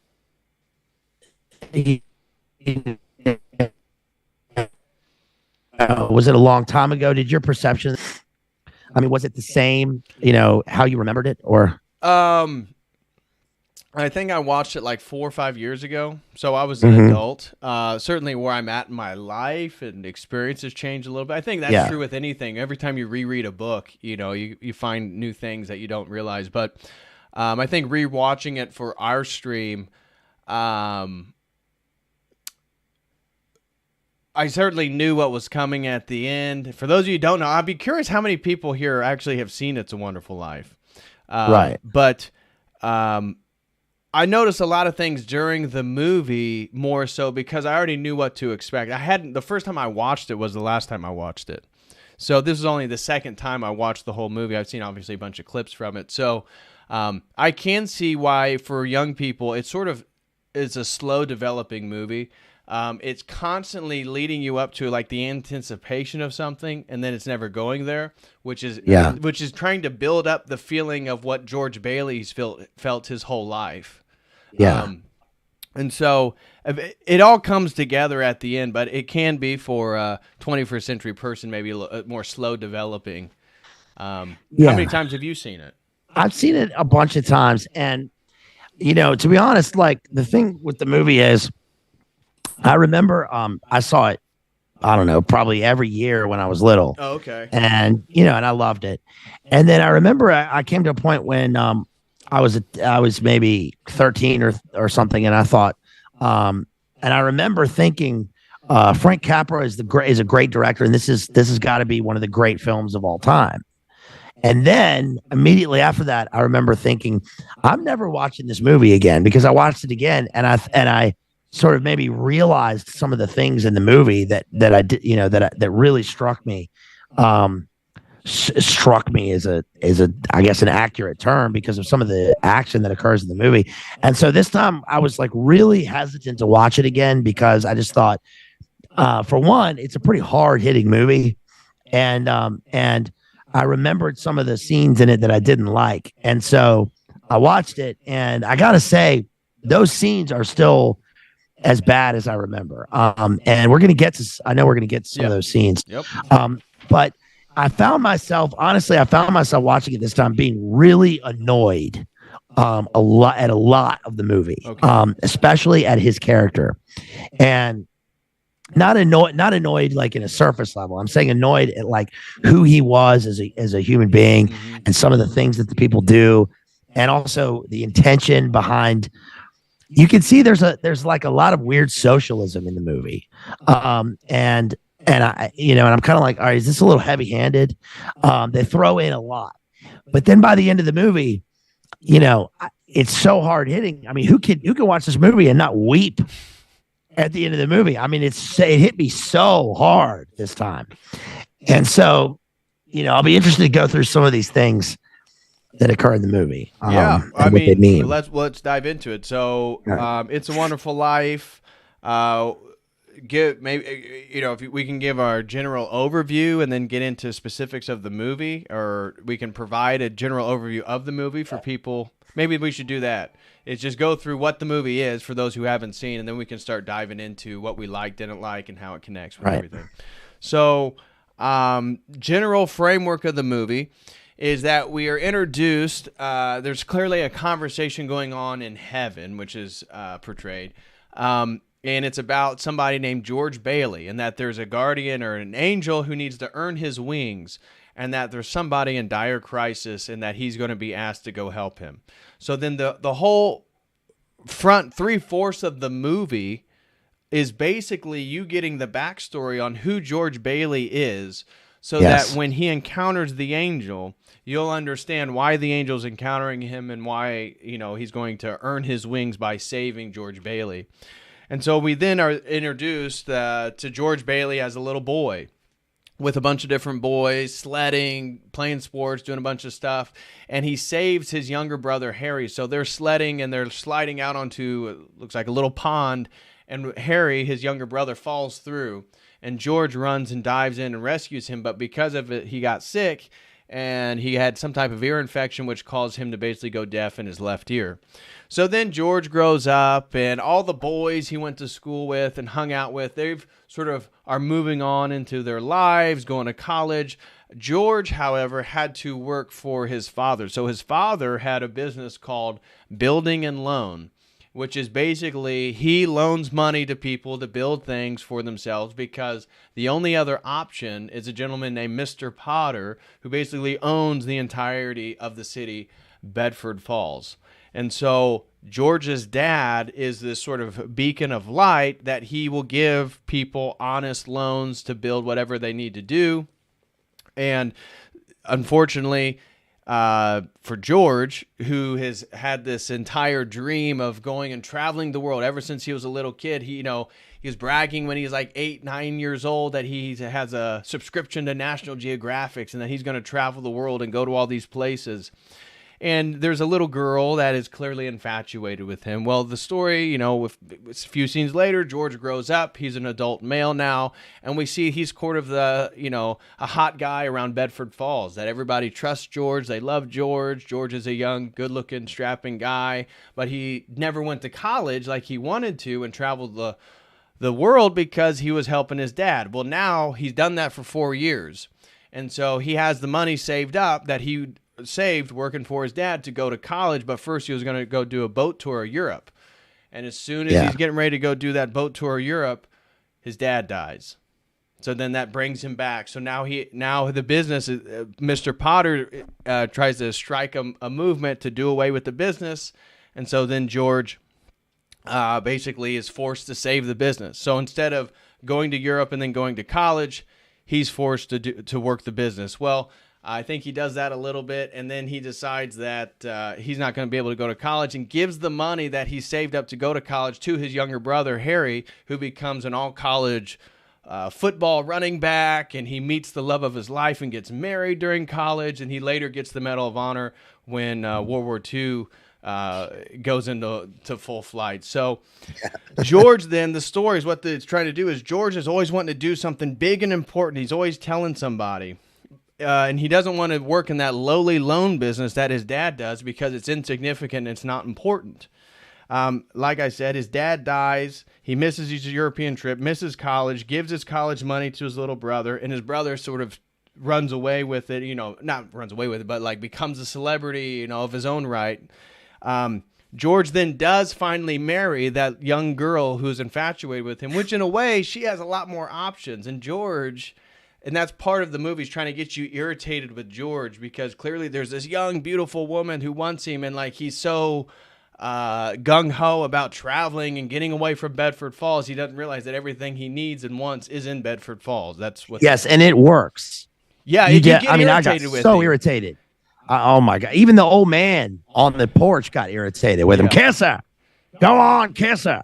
Yeah, you're just wasted on some people. Right, yeah. And he's like, whoa, what'd you say, old man? And you're like, damn, dude, what is wrong with this guy, man?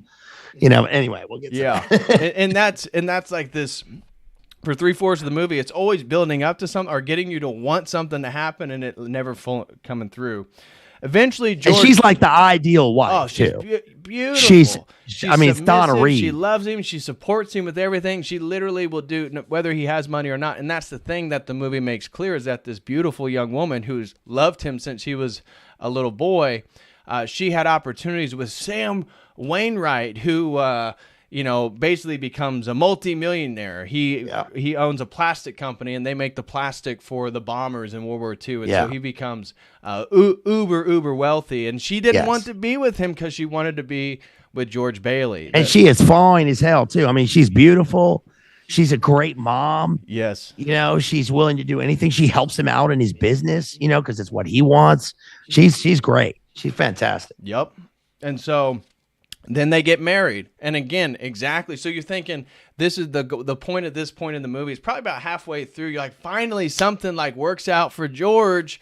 And they're getting ready to go on their honeymoon. And what happens? Potter called the loan on different aspects of the city. People are needing their money. And then also people that are wanting to pull their money out of the building and loan company that he runs from his father, which... they don't have, liquid cash on hand because it's all invested in everybody else's stuff. So what he does is he takes the $5,000 he had saved up for their honeymoon to go to New York and Bermuda, and they're going to go to all these different places, that he pays all the people who want their money from his business. He pays them out of his own pocket with the $5,000 he had saved up for his wife's honeymoon, which then she... fixes up this old abandoned house and does her best, which shows you how great of a woman she is and like how she's not interested in money. She's interested in love and relationships, which is the whole point of this movie. So Potter then calls his loan. George said, we need faith in each other. And George pays the loan with his own money. Harry, his younger brother, wins the Medal of Honor by shooting down 17 planes in World War II, one of which was going to do which makes you think that it was a Japanese bomber, was trying to fly into a ship with tons of different soldiers, and that he was able to shoot it down before it sort of kamikazed into the ship, and that's why he was being awarded the Presidential Medal of Honor. And so there's this huge party then that's getting ready to happen to celebrate Harry coming in from Washington, D.C. His mother gets to go eat with the president's wife, and then... George's uncle, who worked the business with his father, misplaces $8,000. Really, he puts it in the lap of Mr. Potter, this Ebenezer Scrooge character of the film. And so by giving him misplaces the $8,000, this puts everybody into a panic. And George is now basically convinced that we've lost $8,000, which, again, this is a lot more money back in the day than you would think, in today's standards. But...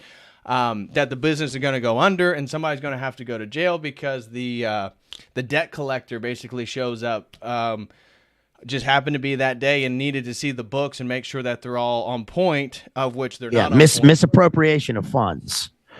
Right. Extortion, misappropriation of funds. And of course, at that point, we also find that Potter Harry Potter's dad, Mr. Potter, in the in the wheelchair, who, by the way, is got to be the he has got to be the inspiration for the Big Lebowski, right? He's this guy in a wheelchair. He's got the blanket over him, sir. Do you go out dressed like that on a weekday looking for a job, sir?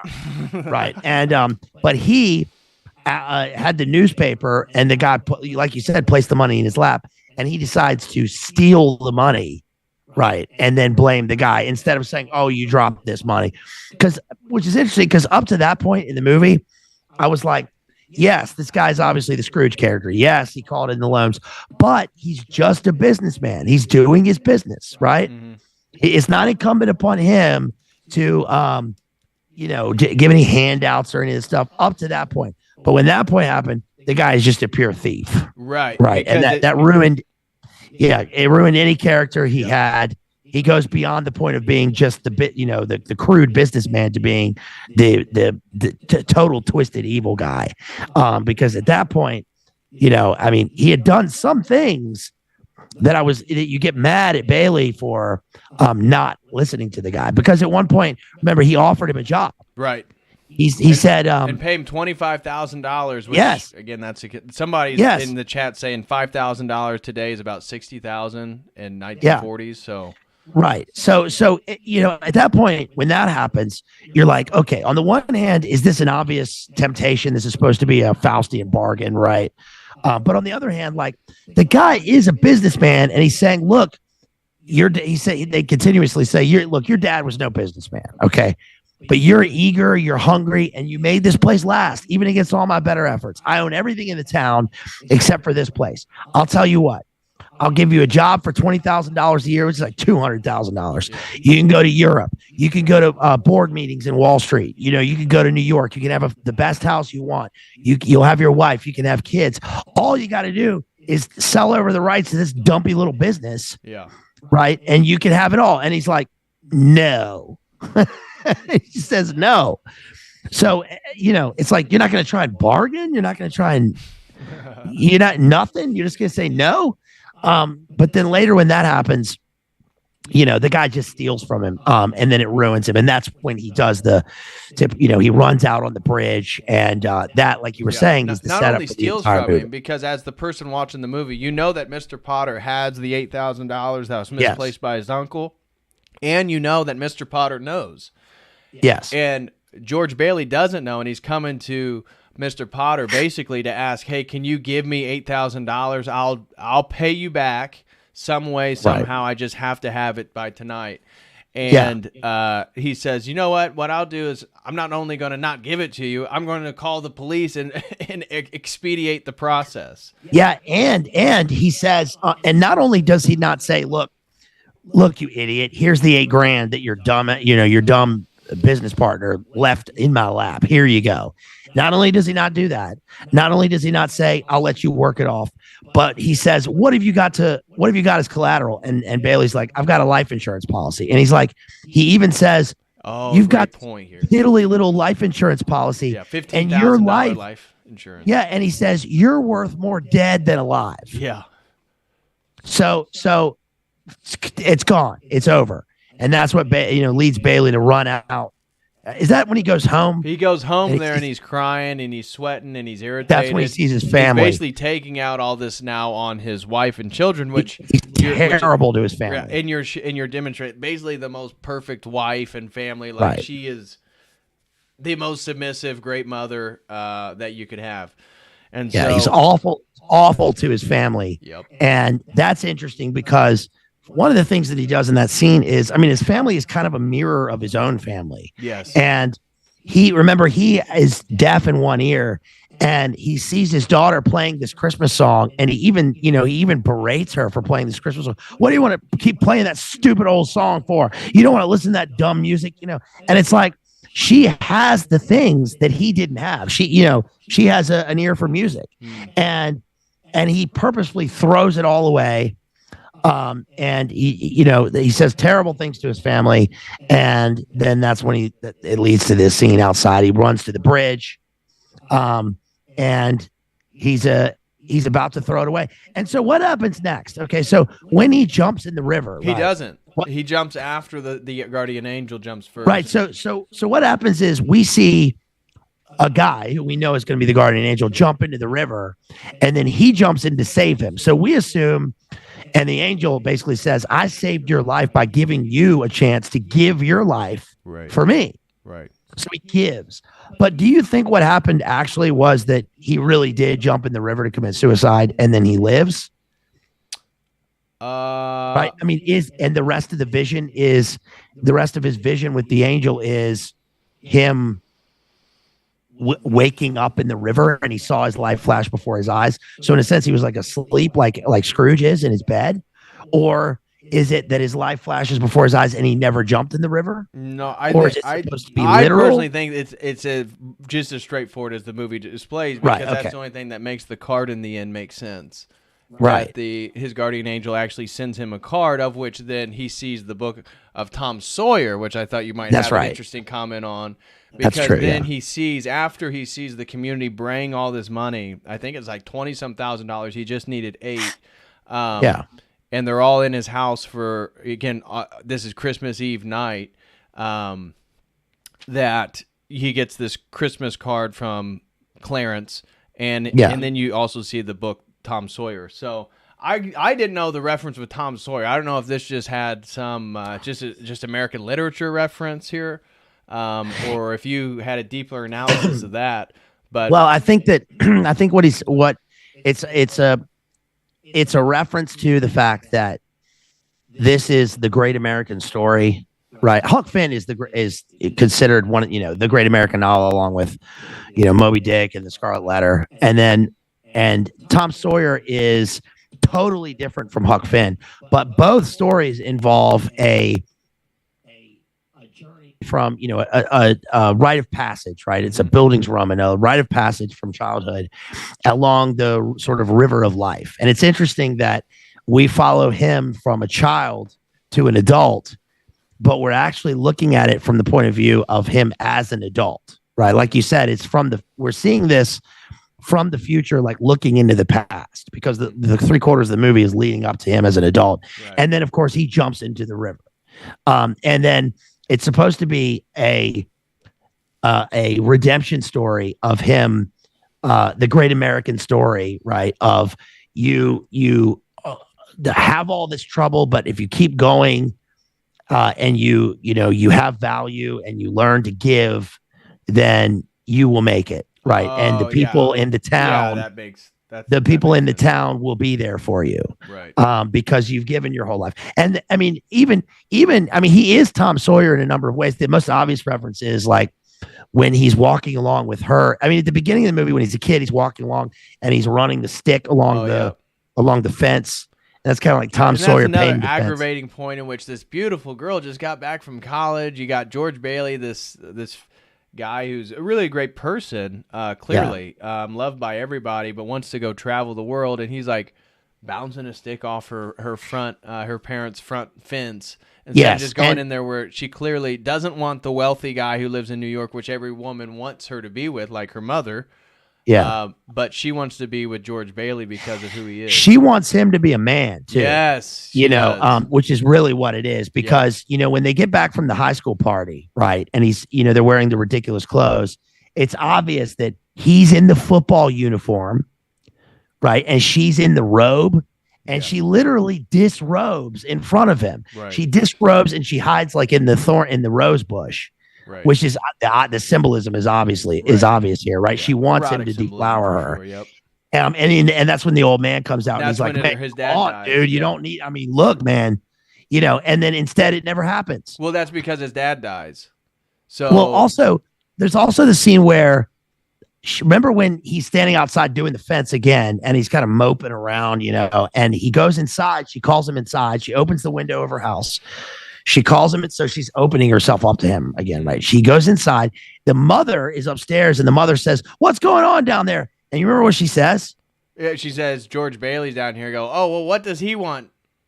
And she says, he's violently making love to me. Yeah, is what she says. Which I was like, whoa. Right. 1947. Damn, this girl's thirsty as hell. Right. But she's right. She's like, man, this guy, come on over to my house. She wants him so bad, and they can start their life together. But she's constantly waiting for him to get it together. Right. And even, I mean, the honeymoon thing really made me mad. I mean, that just really made me angry because they get married. They got this wad of cash. Yeah, $5,000 and back in the 40s, and he's like, we're gonna go drink champagne. We're gonna go, and they just got married, and he's gonna start this life with her, and then all of a sudden there's a run on the bank or whatever, and he just leaves her. He just runs right away, goes to the bank, and he starts giving out the money before he's even talked to her. Well, she's the one that gives the first money. So she takes $2,000 and she's the one that gives it to him first, and he starts paying out whatever they need. So like $40 here, $40. So I think what it showed is, again, even how dedicated she is as a wife. Right. And what makes it more even like irritating is that the lack of appreciation for her as a spectator. Like, obviously that's why it's framed that way, but it's like she's the most generous, the most beautiful. She's a college graduate. Everybody wanted to be with her, and he's a nobody that still runs his dad's business, loved by everybody. But she even gave up the money he saved up for their honeymoon to help him give it out back to the people. Yeah, I do get that. He is this supposed to be this noble guy who takes on the family business. He sticks with it. He wants to stay. He doesn't want to stay in the town. He constantly wants to leave, but he's going to keep the community going. But like when his best friend who starts the business in plastics offers him the job, and he's like, no. And you're like, dude, the guy's offering you a job. You could go and you could get this job. And then the guy ends up selling plastic to the military industrial complex, right? The guy becomes a contractor and makes a fortune selling to the military and the War Department. Now that in the end is one of the guys who comes back and gives the money to him. Wires like $20,000 in addition to what everybody was given. Right. But I'm like, I don't know, man. Should have taken the job. Should have taken the job with the guy. Then you would have had a wife. Right. And then you could have started a family. And meanwhile, he's living in this hovel. And I get it. It's we're showing. She redecorated. His wife, she fixed it up. It's a beautiful home now. She did. And she's trying to make the best of it. Right. And she's great. And that's what, and I understand that it's like humility, but it's like, man, come on, man, give your wife something. Yeah. Right. Also, did you notice that the cop and the taxi driver are named Bert and Ernie? I did not check. Yeah. I did not realize that. Bert and Ernie. And also when they what happened? When they go into the alternate future, it was a lot like Back to the Future too, right? Because they go into this alternate future where they're kicked out of the bar and the guy doesn't know him, and you can tell that Clarence is supposed to, I guess, have been a drunk in his former life. So just to clarify for people who haven't watched, George Bailey tells his guardian angel, "I wish I was never born." And That's so right. He then demonstrates what the world would look like that day if he wasn't born.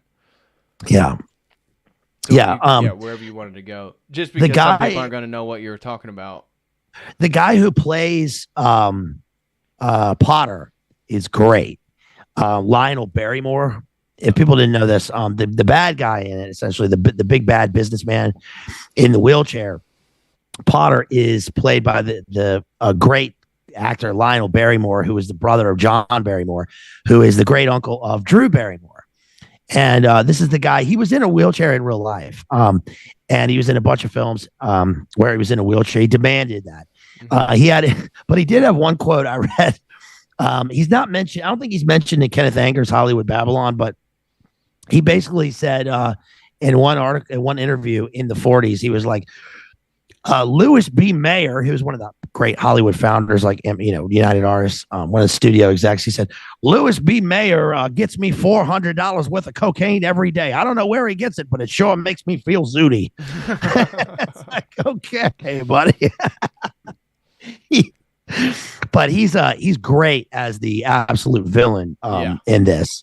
And so he wishes he was never born, which is one of the dark parts in this. I mean, the parts that I really don't like, the parts that I really which ones grind your gears? The ones that these are the parts that really grind my gears, folks. The first one is when he's a little kid, obviously, and he goes and he's working at the drugstore for the old man. Yeah. And this is what happens in the scene, folks at home, just so you know, is he's young Bailey. He's, typical like 30s kid or 20s kid or whatever. He's got the little hat. Yeah. And he's got his friends, and like we just said that, he lost his hearing because his brother plummeted into this icy river and he went and saved him selflessly. But they're riding down the snow, on shovels and all this. And then the next scene is, he's working, he's got a job and he's like 12 and he's working in the drugstore for this old man. And that's when we meet the love of his life, who's sitting there at the soda fountain. And it's the great scene where he leans over to get her the drink or whatever. And she leans down and she says, "I'll love you for the rest of my life," in his bad ear, so he can't hear it. And that's one scene that really got to me, man. That one really, that one got right to my heart, And then he gets back up and he says, "I'm a National Geographic member. See, I'm going to go everywhere." And she's like, "Can I come with you or whatever?" And he's like, "Hell no, there's no girls allowed." But what happens is he goes in the back and the old man who runs the shop is obviously, he's distraught and we don't know why. His son died earlier that day from influenza, which he found out through a piece of mail. That's right. So the kid, so then the kid, Bailey finds that out, and immediately we see in this kid's face that he cares about this old man deeply, and he goes back there and he says, "Is there anything wrong? Can I?" He doesn't mention it, but he says, "Can I do anything for you?" The old man says, "Just take this prescription over to old man, whatever." And when he fills the prescription, Bailey sees that he accidentally put poison pills in the prescription. Like he put strychnine in there instead of the prescription. So he tries to tell the old man, and the old man he boxes his ears. And man, that one really made me mad, because this kid is deaf in one ear and the old man is beating him in his good ear. And I was so pissed. No, in his bad ear. That's why it was bleeding, the left ear. What? No, but didn't he say, "I've only got one good ear left"? Yeah, he said, "Mr. Gower, you're hitting me in my bad ear." Oh, he said he was hitting his bad ear. Yeah. I thought he was hitting him in his good ear. No, so the left ear is the bad ear. Okay. All right. Well, regardless, he's hitting this kid and his ear is bleeding. Straight slapping him. Yeah, with the... Yeah. Yes, that really pissed me off. And but what happens is he tells him, "You were giving the wrong. You were going to kill this guy, right? Right. You gave the wrong prescription." And the old man sees it, and he is so sorry, and he breaks down and he hugs the boy, and he thanks him. And then for the rest of the movie, we see that changed the man's life. Yeah, his son had just died, but he was about to go worse, and he was about to kill somebody out of neglect. And Bailey saved his life. And then from then on, the old man is good. During the war, he's selling war bonds. Yep. He shows up at the end. He's good. This old man lived, and I love that redemption in the story. That was great. The other scene that got me, of course, was yelling at the kids in the house. I hated that. He goes home and he's so cruel to his wife and kids, and I hated that. But of course, we get the great redemption at the end with, every time a bell rings, the angel gets his wings, and that was wonderful. Yeah. And so to wrap up, just I think the last thing that we said was leading up to the bridge scene.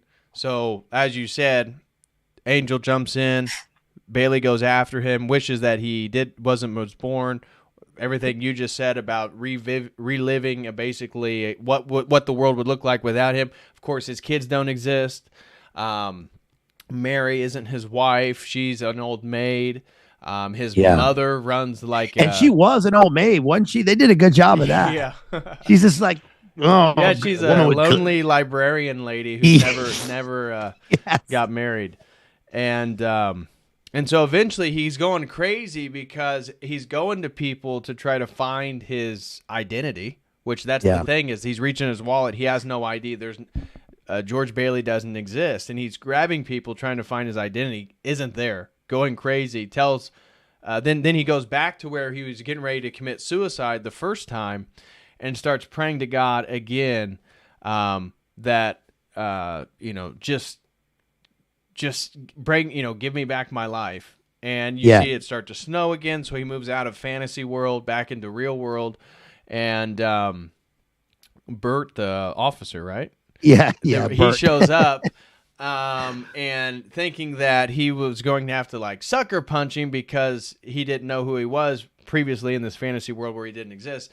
Now he's not there. He realizes he's no longer there, and he's ecstatic. Again, just like the Scrooge scene where right at the end you see this redemption of somebody realizing the sort of real state of the world. And so Scrooge alters the way that he acts and how he affects people, and George Bailey now realizes no matter what happens, whether they send him to jail or not, he still has his kids, he still has his wife, he still has his family.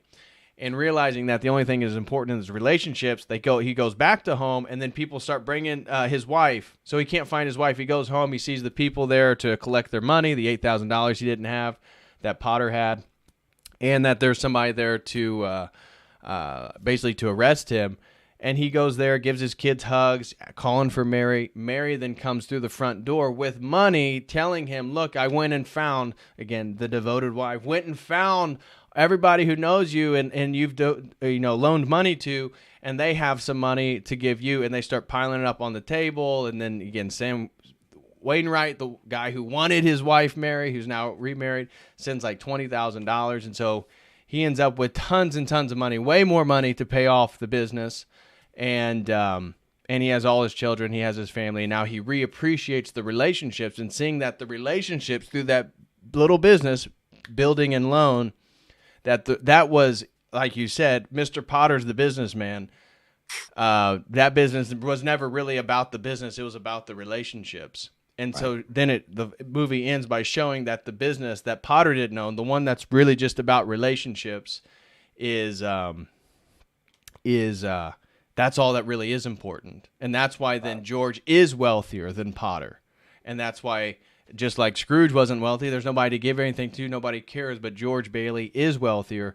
And it ends with him getting a Christmas card from Clarence, the guardian angel, telling him that no man is poor if he has friends, and that he's holding his children and his wife. And that's kind of how the movie ends. Yeah. And it's interesting. It hits pretty hard, though, that last scene where he comes home. It does. Yeah, it does. Yeah. And it hits hard. It for me, it hits hard because it's different from Scrooge, where obviously we're, in Christmas Carol, we're from the point of view of Scrooge, right?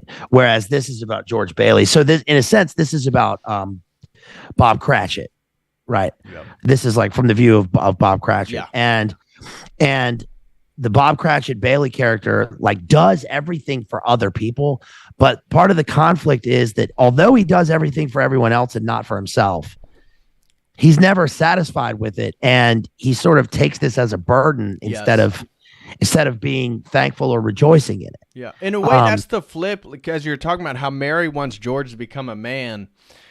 In a way, he's been very masculine in the sense that he sort of stepped up to responsibility that he had to deal with. So it's constantly him going to do something.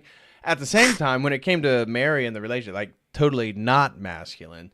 But when his father died, giving his money to his brother, and basically his brother was the better athlete, the better looking guy. Yeah, that part was incredible. Huh? That part was particularly incredible because he hadn't gone to school, and he gives all of his money for his education to his brother. I mean, without question, right? And then when his brother comes and he's got, he's like, my brother is finally done whatever, and now he can take over the business. Yeah. And then his brother arrives on the train with this dame. Yep. Right. And he says, by the way, meet my wife. Well, we're not married yet, but here's my wife. And for a second, he's like, oh no, here we go. Now he's going to not take over the business. But then immediately he's like, what am I talking about here? You're part of the family, and he embraces the new sister-in-law. And that was great. He was very masculine when he was a child, and was willing to give his life for his brother. The thing with the shop owner was incredible. He's constantly, even when his dad dies and he has to take over the responsibility of the board, and he stands up to Potter, and he does that continuously. And he's like, listen, I'm not here to talk bad about anybody, but here's the reality. And he talks about it the whole time. And I thought that was fantastic. Like you said, it's kind of his character with his wife that's a little bit iffy. Right. But what really, I think, makes this a great film is the fact that they unflinchingly dive into, without any kind of cover, they dive into the fact that he wants to end his life. Yep. And he's going to jump off this bridge. And not only that, but when he meets his guardian angel, it's because he wants obliteration. He wants to never have been born, right, which is really pretty dark for a 1947 movie. I mean, that's dark for any kind of content, but that really struck me. And the fact that the redemption comes when he realizes that he has an identity. He's a person, right, and that he goes home, and the first thing he does is, like you said, he runs through the town and he wants to find his wife and kids. He can't imagine a life without them, and he goes home, and the bank guy is there. Sir, we're here to arrest you and to foreclose on your house and to make you destitute. And he's like, whatever, man. I'm going to go hug my kids. And he goes and he hugs his kids, and it's so well done. I mean, it is pure the way that he embraces his wife and kids, and that sort of makes up for everything else in the film. Yeah. And it ends, and it's truly a redemptive movie, because, like you said, I mean, when he's at his lowest point, he cries out to God. He says, I don't pray much, but God, please, please. And he cries. That was so good, man. I loved how they did that in the movie. Mm-hmm. I loved how they did that. He's not just wishing he'd never been born. He wants God. He prays to God to do something. He's at his lowest point and he cries out to God. I thought that was fantastic. Yeah. And then all's well that ends well, Yeah, absolutely. That's I remember me watching it for the first time. I wasn't ready for the ending. I remember I was kind of like frustrated with the development of George Bailey, because you're thinking, oh, maybe I'll get some scenes in Egypt when you haven't watched this movie before. Right. You don't realize you never leave Bedford Falls. Right. Until about halfway through the movie, you're like, oh, okay, I get it. Yeah. That idea that even when he wants to obliterate himself, he's saved by saving someone else. Uh-huh. And so that's as long true. as you have that piece of yourself that's willing to save somebody, and that's then that relationship, that giving. Again, in the movie, on the wall, when his dad died, there's a quote in his dad's office that says, all you can take with you is that which you've given away. Again, the dad's business is a loan business, so he's constantly loaning money to people so they don't have to go to Potter to be loaned with all the interest rates, so they can build their first home or whatever it is, build their business or whatever it is. So I love that takeaway. All you can take with you is that which you've given away. That's such an interesting paradoxical quote that I really like. Yeah. And he's baptized, right? It's a baptismal image. He's at his lowest point and he's willing to give himself for somebody else, and he jumps in the river and then he comes back out a new man. And baptism. Yep. And I love that I just love that it's not only that he feels worthless and that he wants to have never been born, but it's on Christmas, right? It's on Christmas Day. And that speaks to, I mean, it's such a great movie because it's not the typical like feel good movie. It's a feel good movie because there's some value and there's some quality in it. And because it goes to the lowest places and then it sort of rises back up again. And this speaks to the fact that, Christmas, we were just talking about this with the last we're talking about A Christmas Carol, but we all know that, I mean, it's a time of need, and there's need emotionally, need spiritually, need monetarily. And in a way, this hits it. This hits all the different points, right? Because it's about the people need money. Mm-hmm. They're going to get kicked out of their homes. He lives in this, destitute, old, broken down house. He's got his family, but then he's going to lose his family. He's going to lose his job. He's going to lose his soul. He's going to lose his freedom from jail. But then, he prays to God. He gives himself. It goes through this sort of baptism. And then in the end, and the angel gets his wings, right? Right. Yeah. I mean, that's brilliant. And at the beginning of the movie, it's kind of hokey because you've got the stars. Right? Yeah, and it's like galaxies speaking to each other. It's supposed to be. Yeah, and it's like, Joseph, Mr. President. Joseph, it keeps calling. Yeah, Joseph. Mr. President, get the board member of the angels up here, and Clarence comes in. but that's okay, because it also begins when we see the human world, we also see them as children. Mm-hmm. Right. So, and it's kind of blurry at first, and we focus into what this world is. And like you said, it's brilliant that it never leaves. What is it? Bedford. Yeah. And when he goes into the alternate future where he'd never been born, they changed it to Pottersville. Yeah. Right? Which shows that Potter Right. took over the entire town. And the only thing that stopped Potter from taking over the town was one person. And getting back to the importance of person, George Bailey, really his dad, and continuing what his dad started by privileging the people over the business, getting back to what you began with on A Christmas Carol and talking about Scrooge and the system and the hard-heartedness and even the British Empire and sort of bringing people in, but then it's also dominating and sort of corrupting.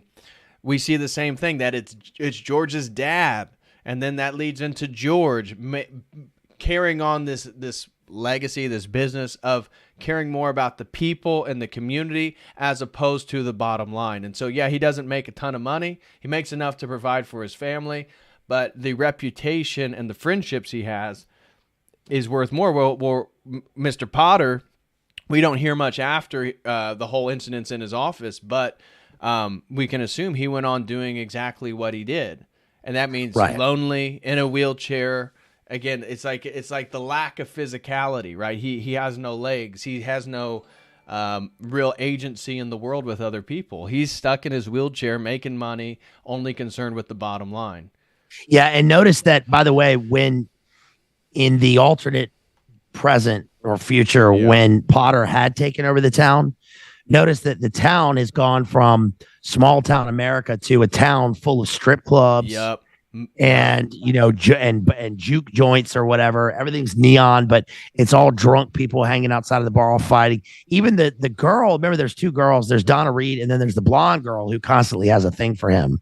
And when she grows up in the alternate future, the cops are dragging her out of some cat house and she's being arrested. She's turned into full on streetwalker. Yeah. Right.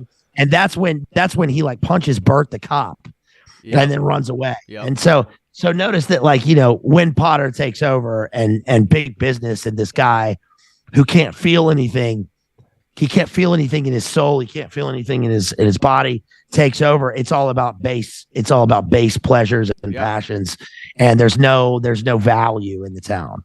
And then luckily, he goes, I mean, even when he goes to the bar, the old martini bar or whatever, and it's the Nick's. The guys, that's the he immediately gets punched out of the bar. They throw him out of the bar. Everybody's just terrible. So yeah, it's a great movie. I'm glad we did that one. Yeah, I think so too. And if not, at least I'm sure multiple people probably our age have not watched that movie, and I would recommend watching it at least once in your life. It may not be your favorite movie, may be your favorite. I know some people in the chat said it's one of their favorite movies, or somebody said it's their husband's favorite Christmas movie. Mm-hmm.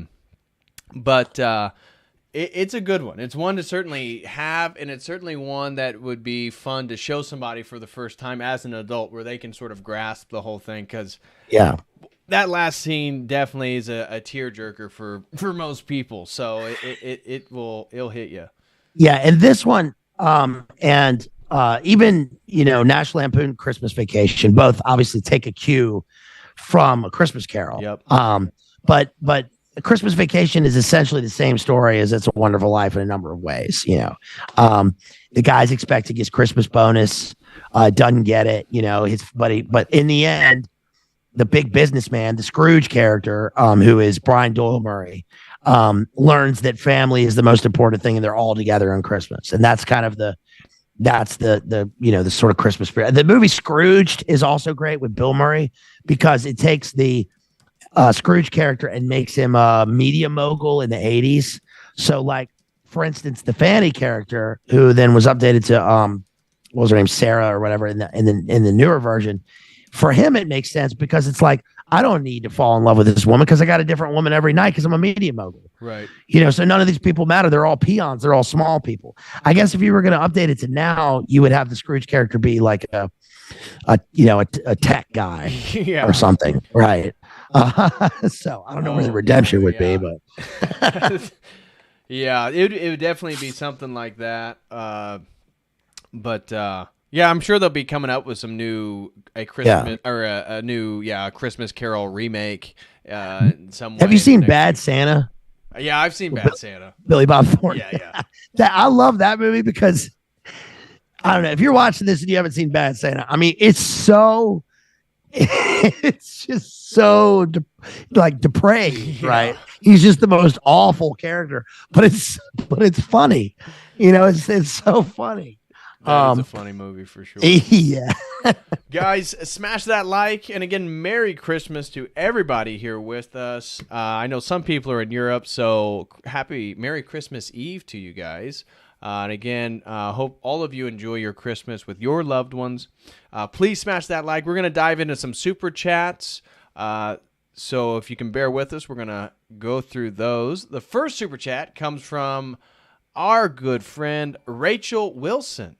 Rachel Wilson throws in $20 and says, Merry Christmas, Patrick and Henley. You've both become cherished friends to me and Andrew, and you're two of the most talented streamers out there. Merry Christmas from the Wilsons. Well, Merry Christmas to you, Rachel. Thank you so much, and God bless you and Andrew. Thank you, guys. I appreciate your friendships as well. Yes, Merry Christmas to you, Rachel, based homeschool mama out there. I love you so much. You have been such a good friend, and you're so smart and get so much from you, and you're a great friend. Shouts out to Andy out there over at the Crucible. Love y'all. You're so awesome. Yep. And I know Andy's doing his Crucible stream tonight. Hopefully I can make it over there, but I think the family's still waiting for me for dinner. So well, he does his Christmas specials where he'll stream for like 8 hours. So I think you'll probably make it. Yeah. So love you, Rachel. Yeah, absolutely. Love you guys and appreciate the friendship as well. Merry Christmas to you and the family. Next super chat comes from our good ortho sister here in the community. Tatiana throws in $5 and says, Blessed Nativity to all. Well, blessed nativity to you, Tatiana. Thank you so much, and Merry Christmas to you and your family. Truly appreciate the support in the super chat. So God bless you, Tatiana. I see you in the live chat. Next one comes from Zach Flatten. Throws in $5 and says, Zach Flatten says, Scrooged, starring Bill Murray, is the most underrated and culturally relevant to our day rendition of A Christmas Carol that exists. Change my mind. Pro tip, you can't. Okay. All right. There you go. Zach, thank you so much for the $5 super chat. Truly do appreciate it. And yeah, I have not watched that one. You were the one that told me about it when we said we should do A Christmas Carol, that you liked that rendition quite a bit. Yeah, it's pretty good. Yeah. It's also got not Tom Waits, but who's the ghost of Christmas Past in it? Buster. Oh, it's Buster Poindexter. Do you remember? Do you know who Buster? It's David Johansen. David Johansen, you guys, was the singer for the New York Dolls, but then he had Feeling Hot. Oh yeah, I know Buster Poindexter, which is a weird career shift. But he plays I think the Ghost of Christmas Past in Scrooge. It's a great 80s movie. Well, Zach Flayton pretty much agreed. And they've done a Christmas Carol with like Jim Carrey. That has not got high critical acclaim. So it looked like that was one of the more least popular, and that was one of the more recent versions of it. Yeah, the new one has Ryan Reynolds and Will Ferrell. Oh, okay. And that one's called Trick. No, what's it called? It's interesting because they take Ryan Reynolds, who is the Scrooge character, and they kind of flip it. So the ghost comes to visit him, and then he tries to convince the ghost, like, look, man, your life's not so much better being this twisted, non-twisted guy. Why don't you come back to the dark side with me? And it's a musical. So I found it, kind of interesting as a movie. Yeah. I actually thought it wasn't bad. I thought it wasn't bad mainly because you expect it to be what it is when it's got Will Ferrell and it's going to be a weird occulty, Netflix Christmas movie with singing and all this stuff. You know what you're going in for. Right. And then the reviews were, this is the worst movie ever. So when they say that, and I know what I'm going in for, I'm like, you know what? maybe it won't be so bad. If all these people hate it, maybe it'll be worth something. So I don't know. It was whatever. Well, thank you very much, Zach Flate, for the super chat. Truly do appreciate it, brother. Amptown1, one of our sisters here in the community, throws in $10 and tells us Merry Christmas. Well, thank you so much, Amptown1, for the super chat. Truly do appreciate it, and God bless you and the family. I want to also say we didn't promote enough. Guys, Bazed Lit Analyzer's link is in the video description. If anybody hasn't, go subscribe to his YouTube channel. Again, he does phenomenal literary analysis of popular works. How was your time over on Jay Dyer? I saw that you did a Jay Dyer stream here just a few weeks ago. It was awesome, man. It was fun, and we did a deep dive into Wizard of Oz and the book Wizard of Oz and the film Return to Oz, and I think that was timely. And we got a lot. I think we both got a lot out of it. It was really good, really great conversation. I hope to talk to him again sometime. And of course, I wouldn't have gotten there if it weren't for people that have supported me so much. Mainly, thank you so much. Thank you so much because for having me on your channel here once again. I love coming over here to talk to you. So thank you. Thanks to Tristan. Thanks to Jerry out there, a homeboy at Exposing Powerful Lies. Can I give a couple shouts out real quick? Is that all right? Yeah, give a couple. Go ahead. Shout outs. It's Christmas, man. That's what it's for. Give. Yeah. So listen, I want to give. Yeah, I want to make sure because it's probably the last stream before Christmas that and listen out there, people. It took I'm so thankful to be here for this because I'm not going to go through the whole thing, but I went through an odyssey to get here. Okay, it's about 1,000-mile drive, but it took me 32 hours. My car died on the side of the highway, spent $2,000 fixing it, was stranded on the highway, couldn't get a rental car, had to get a hotel, Ubers, finally got here, and I'm with my family. And I'm thankful for my family so much because I love them so much. I couldn't have a better family. I want to thank, all my friends, especially over the past year that have really been so sweet. I want to say special shout out to my homeboy Jethro out there. I love you so much, Jethro. I want to thank Block Party Vintage. I love you. I want to thank Mikhail at Technora Graphics, Rachel, Based Homeschool Mama, the Green Feathers, Nick, whom, you guys haven't heard from him much lately, but I can tell you, and I'm not doxing anybody by saying this, that our homeboy Nick out there is a hard working man, working the night shift, supporting his family. He is a good man and he will be back and we love him so much. I want to pray for my homeboy Jerry out there at Exposing Powerful Lies, whose power's been cut off in this storm. Jerry, I love you. Everybody loves you out there. His power got cut off? Yeah, power got cut off. Well, he's up there at Buffalo, and they're used to the storms and stuff.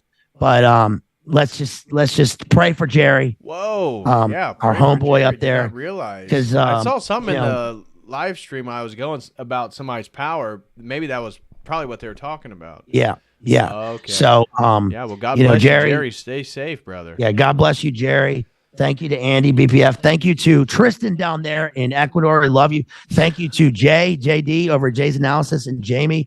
Thank you to all my friends, all my family, everybody who has been so good to me over the past year and over the past couple of years. I love y'all out there. And I sincerely hope everybody watching this has a Merry Christmas.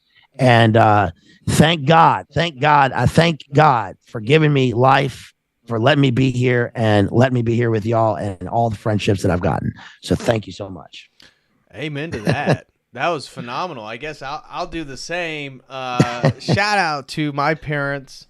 Shout out to the Wilsons. Really appreciate them.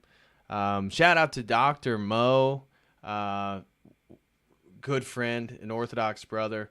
And shout out to all you guys. I want to give a special shout out just to everybody who supports my work, everybody who supported the stream.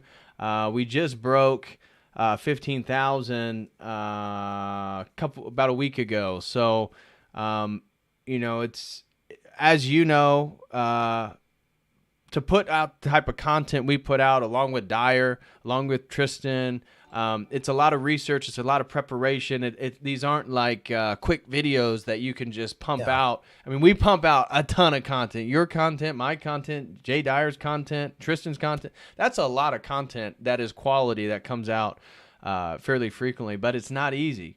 And to see slowly, Jay just broke 100,000. You're on your way to 2,000. That's right. I'm on my way to 20,000. That just a major shout out to everybody who's ever supported me. Whether you just like the streams, you share the streams, whether you send in super chats, whether you're a website member, whatever you've done, I want to thank you guys so much because it's just so, it's so humbling, and it means so much to put so much effort into something and then be appreciated by other people, no matter how small it is, because I love doing this, and I'm sure you love doing what you do and reading your books and talking about it, and to see how people respond to you and appreciate it, and then they want to support you. Thank you guys. Thank you. This is the season for giving, and I just want to thank you guys so much for everything that you guys give me and support me. So God bless everybody, and Merry Christmas. Yeah. All right. There we go. Yes. Next super chat. And thank you to Kristen. Thank you to Kristen also out there. Yeah, shout out to Slow Boy Whiteboard. Absolutely. Yeah. Shout out to her. Shouts out to a few people that have supported me, by the way, over the past week. Big time. The real John Connor out there, John Adams, D. Allman. Thank you so much for supporting me. I really appreciate you guys. I mean, I just have I can't believe that I have 1,500 people subscribe to the channel. I mean, I can't believe that I have 5. Mm-hmm. And you have 15,000 people, right, that watch you. I mean, people get a lot. People love you. They love your content. And that was that's so huge. 15,000 people. We love you so much. And so thank you to everybody out there. I hope everybody has a good Christmas. Yeah. Well, thank you, brother. And it's certainly refreshing just to see the growth after a long period, because you kind of got to put your head down. The first 2,000 is very difficult. You got to make a lot of content to get 2,000 subs. Very rarely can you just get it off a whim unless you already have some type of status or following. So from there, it gets a little bit easier. But I know it took me like a full year to get 2,000. And then it took me, this is a little over my 3rd year. So it was 3 years in September of creating content regularly. And so... yeah, it's just I can't wait to get to 20,000, God willing, and just continue forward. But yeah, it's just to get people talking to you and congratulating you and showing how much they appreciate your work. You may just, especially when it's something you love to do. Like, I love to research. I love even to prepare for my streams. I love to learn information. I love to connect dots, and so that's what I do for every stream. And it's a blessing from God that I can even do this and make money and be supported by the people who watch. Again, it's all providence. If you say something, if Jay says something, Jay was monumental in my journey to orthodoxy. It's funny, again, like Scrooge, like It's a Wonderful Life, is God blesses us and gives to us through people. And so the sincerity of just following what you love and becoming skillful at it, not just, whimsically doing what you love, but actually becoming good and skillful at something. You provide value to other people, but then the way that other people support you, that's your providence. When I pray at night, I pray to God for super chats or for the way people support me, because I look at it as you guys are tools. You guys are the way God can bless me, is through you guys. It's, so it's all, to me, it's all providence. It's all one thing. Next super chat comes from John Adams, throws in $4.99 and says, commentary on the connection between the end of Christmas Carol and the end of Christmas Vacation. B.D. Murray as Scrooge and Cousin Eddie as the ghost. Yeah. I think that one's for you. I'm not. Well, that's a good question. I mean, we kind of just can't, he probably sent that before we just talked about it. Yeah, I mean, an hour ago. Yeah, we just kind of covered that. How the two do have a correlation, obviously, because Brian Dolan Murray plays the Scrooge character, and it's interesting that that cousin Eddie, star whackers, right? You were looking for him. I went out there and got the star whacker. They go out and he kidnaps him, right? And then they have the Fed moment of busting through the windows at the house. But it all's well that ends well. So yeah, it definitely takes its cue from Christmas Carol. Good question. Next one comes from Zach Flatten or Flayton. Yeah, no, there's a circle over the A. I'm not sure. I think that's Scandinavian. I apologize, Zach. God bless you, bro. I know I'm probably butchering your last name. I'll say Zach Flayton throws in $5 when George Bailey's brother, played by Todd Carnes, who happens to be my great uncle, comes in at the end and says, "Here's to my brother, the richest man in Bedford Falls. I bawl like a little girl. It gets me every time." Yeah. That was a big ball. That was a big baller moment. Yeah, and Luminate confirm that you're Hollywood royalty. That's pretty cool. But yeah, that was pretty interesting. How he gives all of his money to his brother, who goes for the education, and then his brother ends up being a Medal of Honor winner, fighter ace, right? And his friend ends up being a MIC plastics executive, right? And all these people are richer for having known him. That's right. True. So it only That's it only true. makes That's a great sense. way to put it. And it only makes sense. Even when his brother comes to deliver that line, the town is in celebration for his brother receiving the Presidential Medal of Honor. So it's interesting that, again, the man of honor, his brother, is the one that tells George he's the richest man in Bedford Falls. Yeah. It's the same when he has the honeymoon at the house. Remember how all of the cop and the Bert and Ernie and the other people, like one guy is the waiter, right? Another guy opens the door like they're in a fancy hotel. They're all there to turn out for George, right, for his honeymoon. Right. And then so that's sort of mirrored. I mean, the great comedic ending in terms of a happy ending is like, the honeymoon, right? The honeymoon or the wedding. And in this, we kind of go barrel through the wedding, so that's not the happy ending, and then we go down. But then we end up on the greater happy ending, which is, Christmas. So, which is the ultimate gift. That's right. Next super chat comes from Sumeria Anna. Throws in £5 and says, "Such a positive stream, perfect for Christmas. Merry Christmas to my Christian friends. I hope you have a wonderful time." Well, Merry Christmas to you, Samaria Anna, and God bless you across the pond. I hope everything is well. And thank you so much for the super chat. Next one comes from Dr. Vagisil, throws in $1 and says, "Jesus number one." I can agree with that. Yep. Next super chat comes from Zach Flatten again for $5, says, "The best line in It's a Wonderful Life is in the very beginning when the angels are talking and they say that someone on earth needs their help. Clarence asks if he's sick, and they say, no, it's worse. He's discouraged. Thanks for the stream, guys." Wow, that is a good one.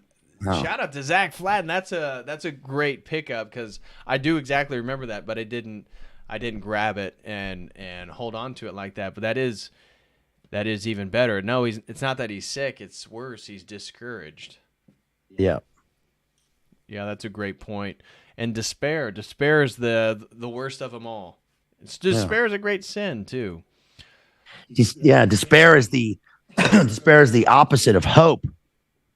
Right. That's why in the Inferno, right, abandon all hope, ye who enter here. You're in absolute desperation. Oh, and he is he's not only discouraged, but he's in total desperation.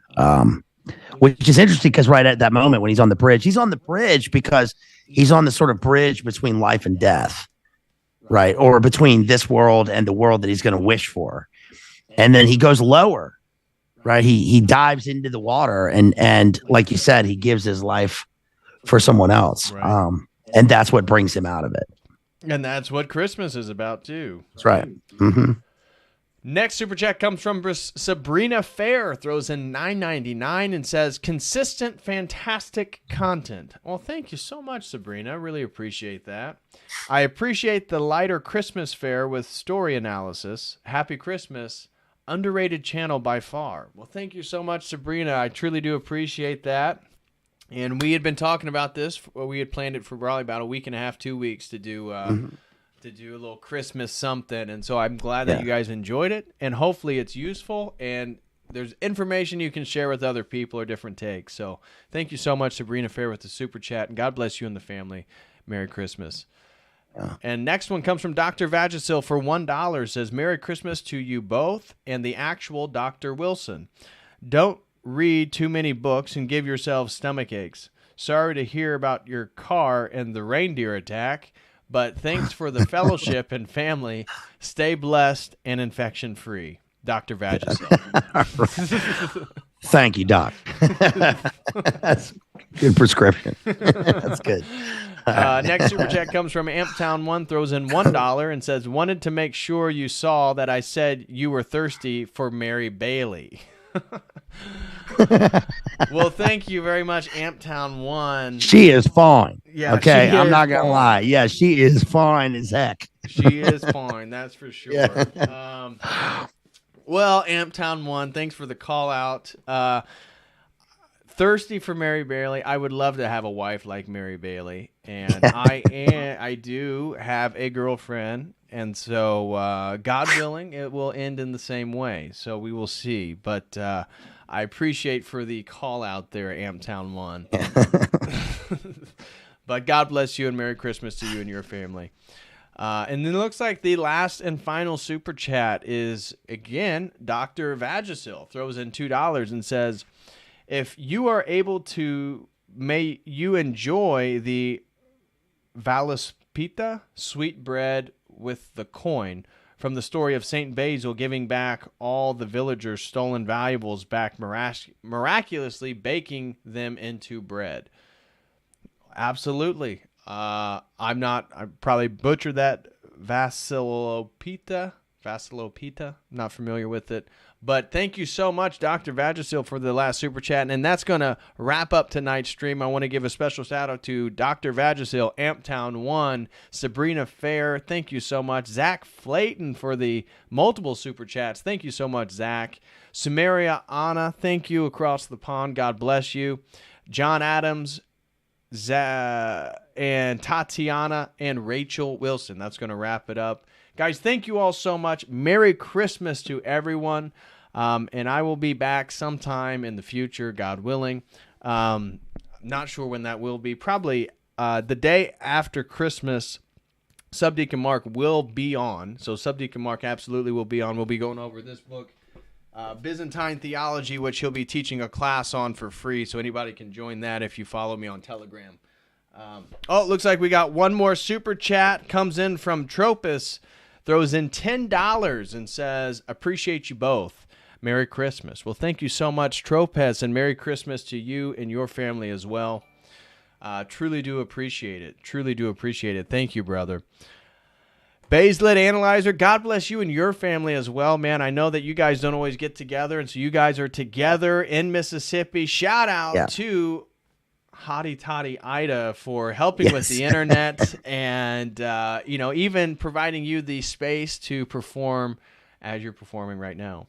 That's right. Yes. Thank you so much for having me again. Really appreciate you. Always love being here. Everybody, if you're watching this, please go to my channel, Bazed Lit Analyzer. Hit that subscribe button. Give me a sub. Watch my streams. Watch my videos. I'll be back after Christmas. I'll still be here. I'm here at my sister's house down here on the Gulf. I'll still be here until around New Year's Eve. And hopefully I'm going to be doing that stream with Jerry, Exposing Powerful Lies. We're going to be doing a New Year's Eve stream. Just a fun stream, barreling into the new year, probably looking at some funny stuff. Yeah, so we're going to have some fun. And hopefully I can make it back safe and sound. It won't be a trip like it was down here. But you guys go to my channel, hit those links. Please support me. I can always use your support, whether it's sharing the stream or sharing my channel or donating or whatever you got, however you want to, write me an email, madmaximalism with 2 X's at gmail.com. Give me suggestions for streams. I'll be coming up soon with, I got to do a couple of sponsored streams. Nice. So Yeah, I'll be doing faces. Shouts out to Presley, John Adams, all my homeboys out there, getting sponsor streams in there. I'll be doing a Face of the Crowd and our Arkansas Traveler. Then I'll be doing the Once Upon a Time in Hollywood, William Faulkner. I got a bunch of sponsor streams lined up. And, Nice. I know that the people that are sponsoring those, they know that it takes a while to do the research and stuff for that. And I want to put some time into it. Also, there's been so much going on, and I'm down here on vacation. Vacation. I mean, I'm here with my family. That's what matters. So I'm glad to be here with my family. And last thing, shouts out to OK out there. I hope everybody out there gets to see their family and friends. If you're all alone on Christmas, pray and reach out to your family and friends.